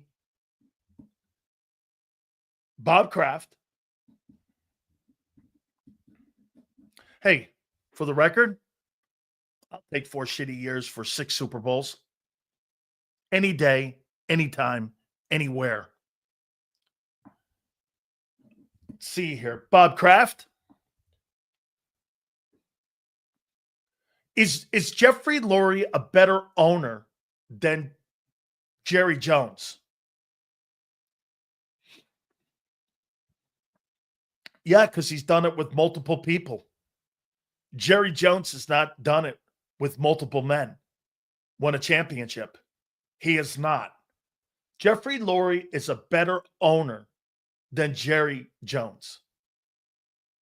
Multiple organizational philosophies, multiple hires. Jerry Jones, you know what? If you guys, and some of you guys want to say this about Tom Brady and Bill Belichick, you have to say the same thing about Jerry Jones and Jimmy Johnson. And this is a great point by LJ. And he's won in the cap era. Okay. So to me, Kraft and Lurie. I'm going to say the next guy, third, is the guy in Baltimore. Steve Bisciotti. Got a couple Super Bowl wins, and the Ravens are always around the rim. Are they not? Would we not say the third best owner is Steve Bisciotti? Right? Steve Bisciotti? Baltimore?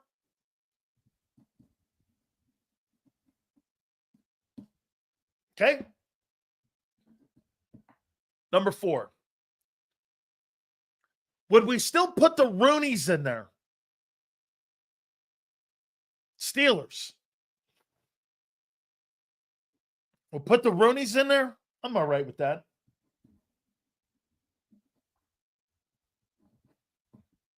And the last one, I'm probably going to go Stan Kroenke, the owner of the Rams.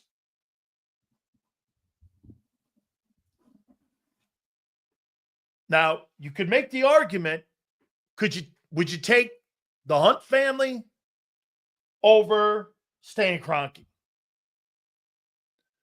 Now, when they won the Super Bowl, if you remember right, when they won the Super Bowl in St. Louis, Kroenke didn't own the team. That was Georgie Franier. The Chiefs have won 5 Super Bowls, I think. Let's see. They won 3 under Andy, and they won 4. They've won 4 Super Bowls. So if you want, you probably put 4th the Hunt family. And actually, the kid, Clark Hunt, has won more than the father. The father only won 1. He went to 2, but he won 1. So here are the best owners in football. Kraft. Remember something, too, with Kraft. Kraft went to a Super Bowl with Belichick. He went with Parcells. He had just bought the team from Victor Kiam, who bought the team from the Sullivan family. So, I mean, he's always had a winning football team since he's owned that team. This is probably the weakest time that they've ever had. Now, it's a transition. 20 years of greatness. You're going to have shitty downtime. That thing wasn't going to go forever. So I would put it in this order. I think the best owners in sports right now, dude, you can't get away with what Kraft did. I mean, look at the head coaches Bob Kraft has hired. Pete Carroll, Bill Parcells, and Bill Belichick. Got the thing with Mayo wrong. He's not going to get it wrong with Vrabel. So Kraft has won. He's won 6 Super Bowls. He's been to 7. No, excuse me. He's been to 10 Super Bowls. Yeah, eventually you got to rebuild. Got to rebuild. But I would put Jeffrey Lurie second. And I'll tell you why Jeffrey Lurie probably is better than the rest of these guys. Now, it's true. The Piscottis, they went from who's the guy that won the first? Kyle, who's the guy that won the Super Bowl? Hey, the Bills may be good, Fly, but you got to win it. Who's the guy that was the OC in Minnesota with Cunningham that took over? Bill, what's his name? Oh, no, Brian Billick. So they went from Brian Billick to John Harbaugh. So 2 different coaches won 2 Super Bowls. But they always had Ozzie Newsome in the building. And now I like this Eric DeCosta. I think Eric DeCosta is doing a nice job in there. So, but still, Jeffrey Lurie's won with multiple head coaches. I mean, Andy Reid is probably the best head coach, bud.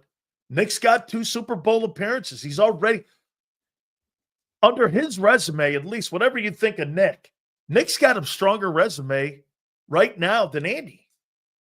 He's been there twice, and he's done it in the last 3 years, and he's won 1. Andy Reid, for all the things that they did right by building a culture in the building and setting the blueprint up, Nick Sirianni has overachieved as a head coach. No matter what I think of him, he's overachieved. Like, would Nick Sirianni get a big coaching job in today's NFL? Yeah. He'd be a hot commodity if he went in the open market. Why? Because he shows he can work with front offices. That is the number one reason Bill Belichick. Don't you guys agree? The things that Jeffrey Lurie are teaching Nick are going to be beneficial to him down the line. Hey, guess what, Twiz? In today's NFL, because of the analytics and because of how front offices and owners want to be in today's NFL, I think you have to bend a knee. Let's say this. A lot of you guys in here, some of you guys in here are old like Sills. Do you not agree? During this time, I see the owners' faces more than I ever in my entire playing career. or in the time covering them when I first started in broadcasting, I didn't know who the owners of these teams were. They always were behind the scenes. The big personalities were what? The head coaches. There's no John Grudens. There's no Bill Belichick's. Sean McVay doesn't really have a gigantic personality, and nor does Andy Reid really. Who's got the biggest personality? Mike Tomlin? Mike Tomlin really doesn't kick up any kind of stink. There's no Mike Ditkas or Buddy Ryans or Joe Gibbs or guys like that in the NFL anymore. They're just not like that. And that's what ownership wants, especially with the analytics department. Analytics is tough to sell to a coach. And that's why Philadelphia's made analytics does this. And I happen to like analytics because Tom Brady won 7 Super Bowls with analytics. Because Brady, this is how he wins. This is how anybody wins, especially in sports. What gives me the best chance of success? This play or that play? If I run the ball or I throw the ball, what gives you? Let's start there. Why did the Eagles win the Super Bowl? And this goes back to Laurie and the thinking they have in the organization. The Eagles won the Super Bowl with this after the bye week. They were turning the ball over too much, and they went like this. What's the best formula for success? And not putting our quarterback or our offense in high-risk turnovers. What did they do? Well, what's a high-risk play? Pass versus run. Let's run it. Hey, I'll live with a fumble. You can't live with bad decision-making throwing the football. Tips, strips, strip sacks. There's way too many opportunities for you to get beat. Why do you think Brady was the king of checkdowns? Brady won 7 Super Bowls checking down. To what? The simpler play.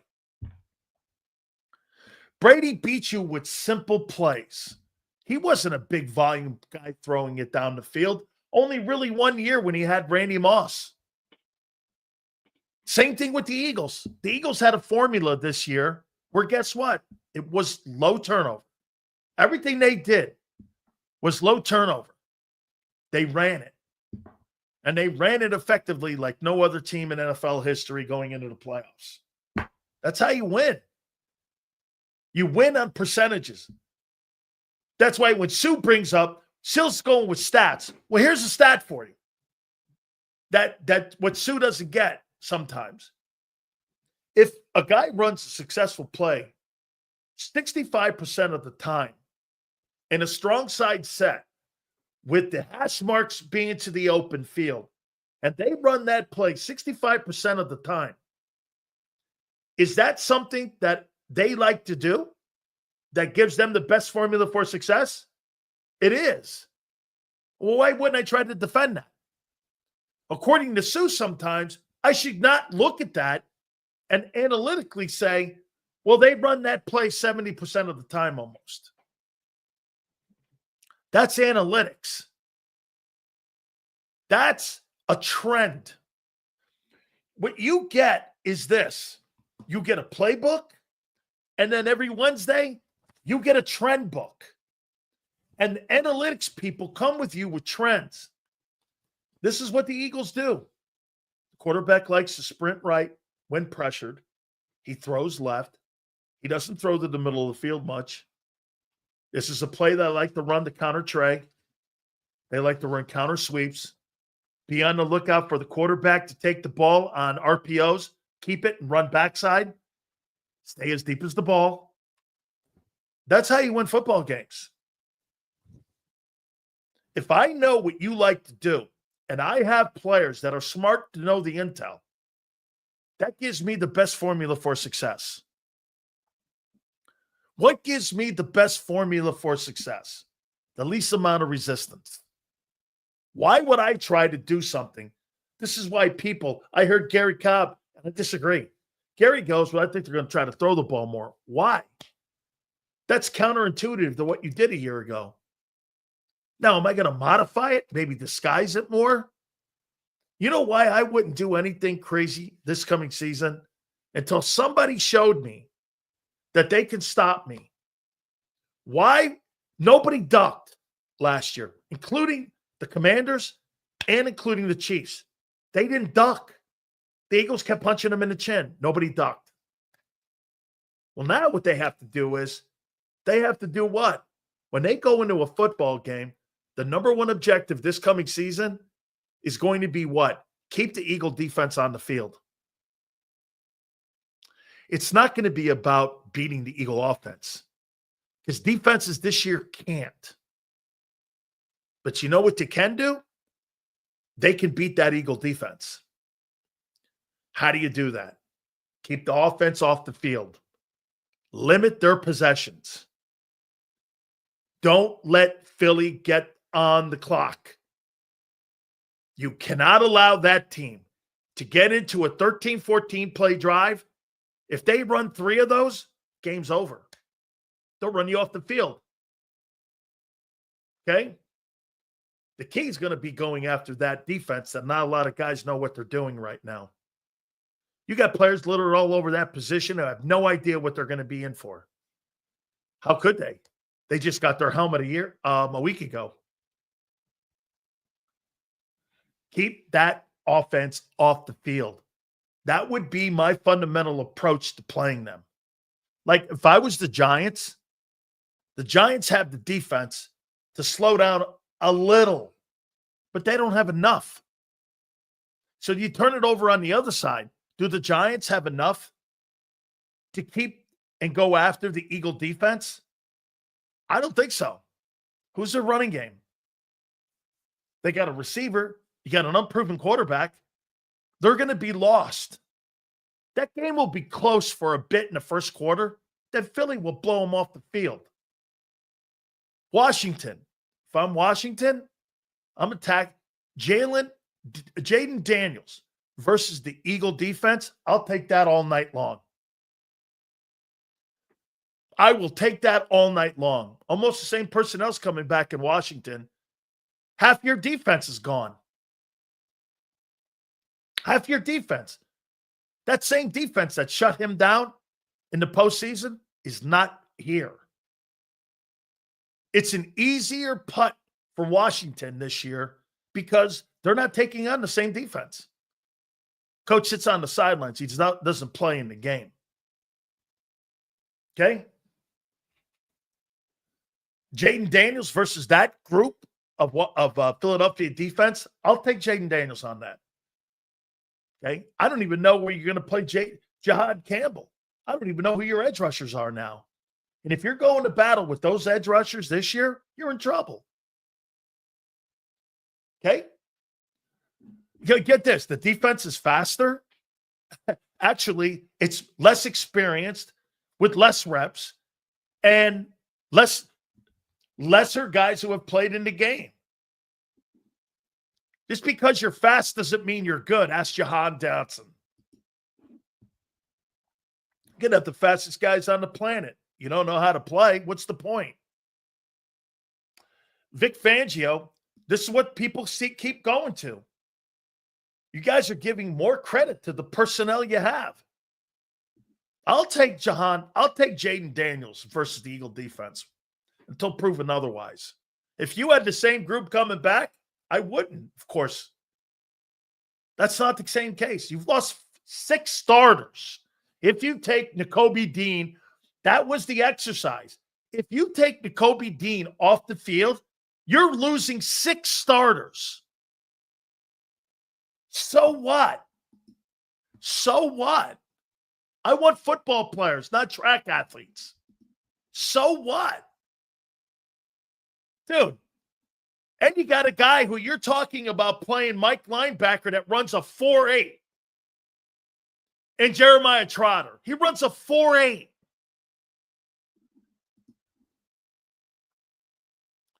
Seals, we got the fan base, hype mid dude saying, we just signed the next Debo Samuels and Gregory Jackson.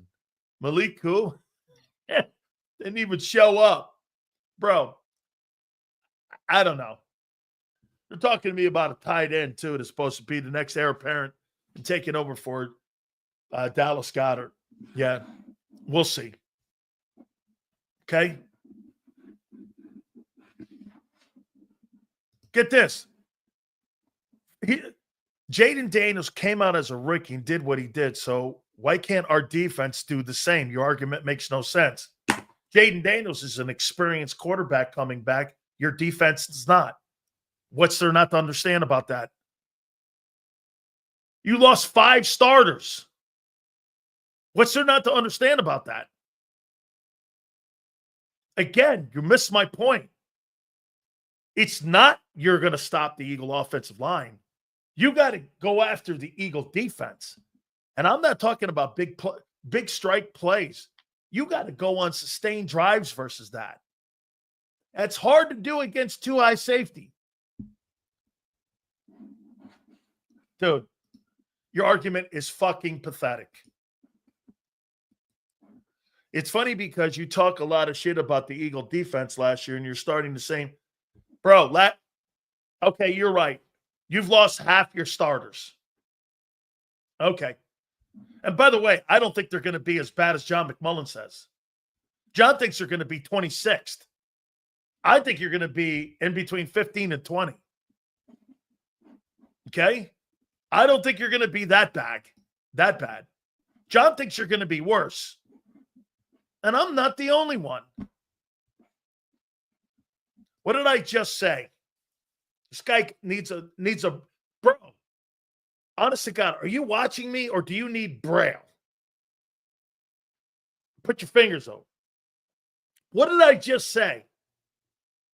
It's not about your offense. You've got to attack that defense. And you've got to keep the Eagle offense on the sidelines.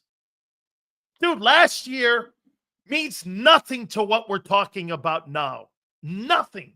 0. Last year's old news. They're not the same. It is not the same. There is nothing right now that has anything to do with last year. Nothing. It's a whole different unit. Nothing. It means 0. What was said a year ago, what was done a year ago, is completely different right now. Nothing is remotely close to being the same. You have a different football team, do you not? Another offense? Yes, you do. You've downsized. You are losing Goddard on offense, and you've lost 5 starters, and you've got a new coordinator on offense. It is not remotely close. Get this.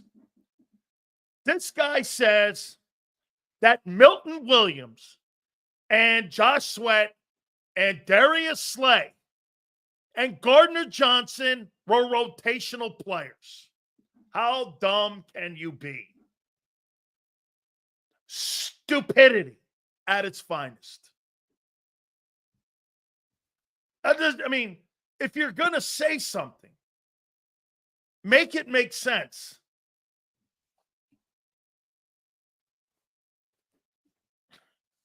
Make it make sense. The format? Hey, so let me get this right. Like I said, you want to hear how stupid this is? And I pointed this out to Xander. Josh McDaniels is now back as the offensive coordinator for the New England Patriots. Okay, right? Thanks, Sue. That's awesome. Marquise, for 20 years, the core is stable. I'm not answering dumbass things like that. So do you guys think that Josh McDaniels is going to play Brady's system because he ran it for 20 years? Or do you think he's going to create a new offense for Drake May? What do you think? Well, it's the same scheme and it's the same format. Do you think that Josh McDaniel is running Brady's offense because Brady was there for 20 years and Josh was his coordinator for pretty much most of it? Or do you think he's coming up with a new way of and a new offense? New offense, correct, because the skill set. Same here. Vic's not going to run the same defense. You don't even know where you're going to play. Get this. We'll see. In 2 games, we're good. Yeah, you don't have the same defense that created those turnovers. You don't have that same unit.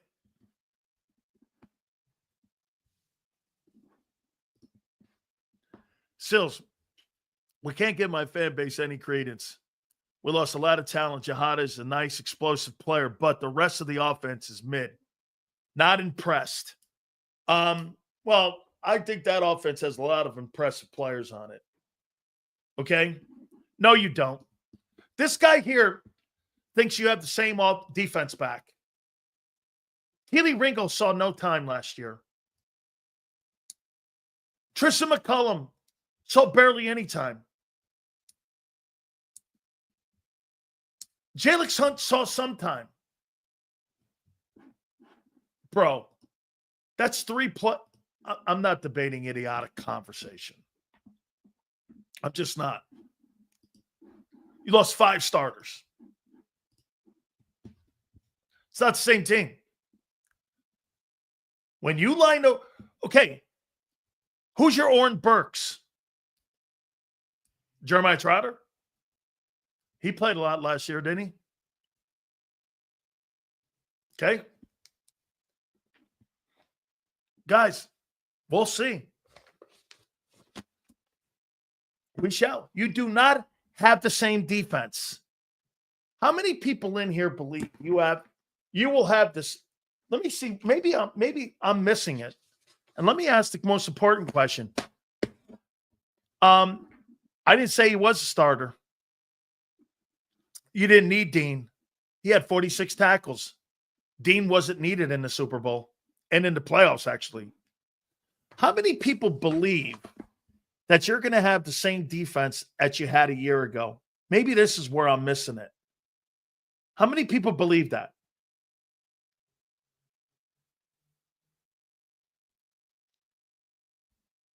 How many people believe this?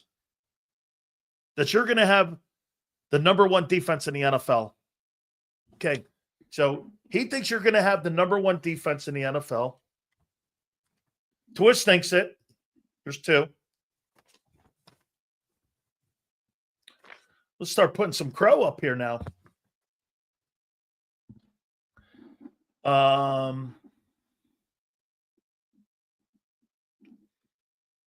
Top 5. Okay, there's 3.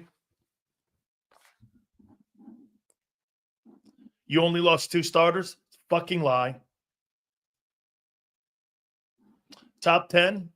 There's 6. Here's where I'm okay. I didn't realize that so many people believe that with no turnover, that you're going to be a top 5 defense in the NFL again. Okay. Let me write that down. Eagle fans believe, even with the enormous turnover, they will be a top 5 defense in 2025. Okay. There's no debating it. You have to wait and see.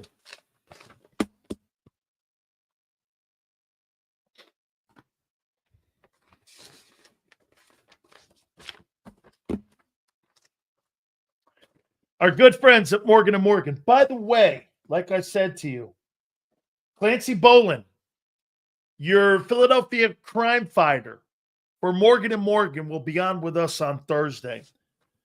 We appreciate Morgan & Morgan so much sponsoring the program and sponsoring Big Sales, man. Thank you guys so much here. The number 1 injury law firm in the country from coast to coast with thousands of attorneys like right here in Philly. With Clancy and his group of people that are fighting for you. They're also the official law firm of the Sixers. Anywhere you go, like I told you, thousands of attorneys. And the one thing John tells you, the number one reason why they're the number one law firm, injury law firm in America is because they win. Do me a favor, guys. If you're ever injured, check them out at forthepeople.com/big sales or pound law 529. That's forthepeople.com/big sales or pound law 529. And do me a favor, you tell them Big Sales sent you. This is Eric. When he got injured in a car accident, he called Morgan & Morgan. He not only gets a lawyer, he gets trial lawyers like Sam and Jessica who are in it to win it. He gets his own investigators with briefcases, leather ones. And if you ever have questions, our customer service folks keep things rolling. Injured? We're your army. Morgan & Morgan, America's largest injury law firm. Your financial future is on the line.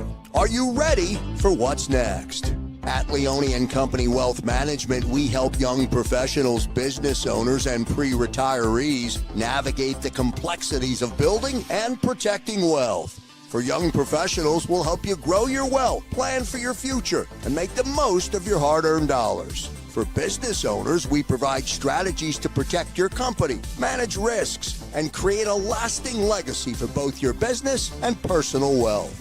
For pre-retirees, we'll design a plan to secure your retirement, ensuring you can live comfortably and confidently in your next chapter.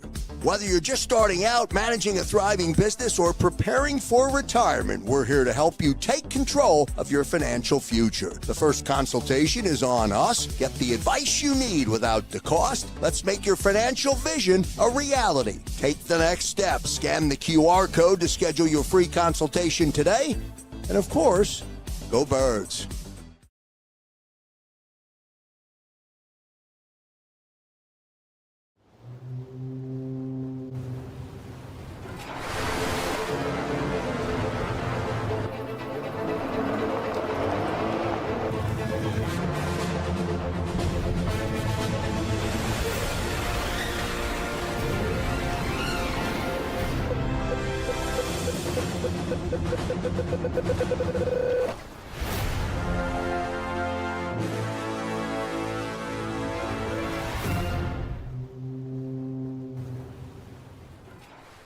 They're carving them up and good play calling along the way. First and goal at the 6.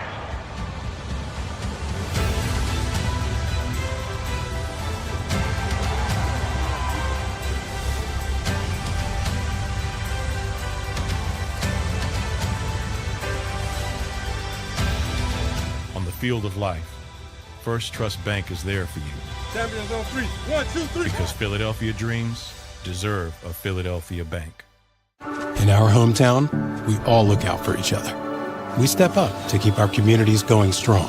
And at Independence Blue Cross, we're here to keep you going strong as the #1 health insurer in the region. No IBX is always looking out for you. EAG. Please hit the like button, guys. We appreciate you. I will say this.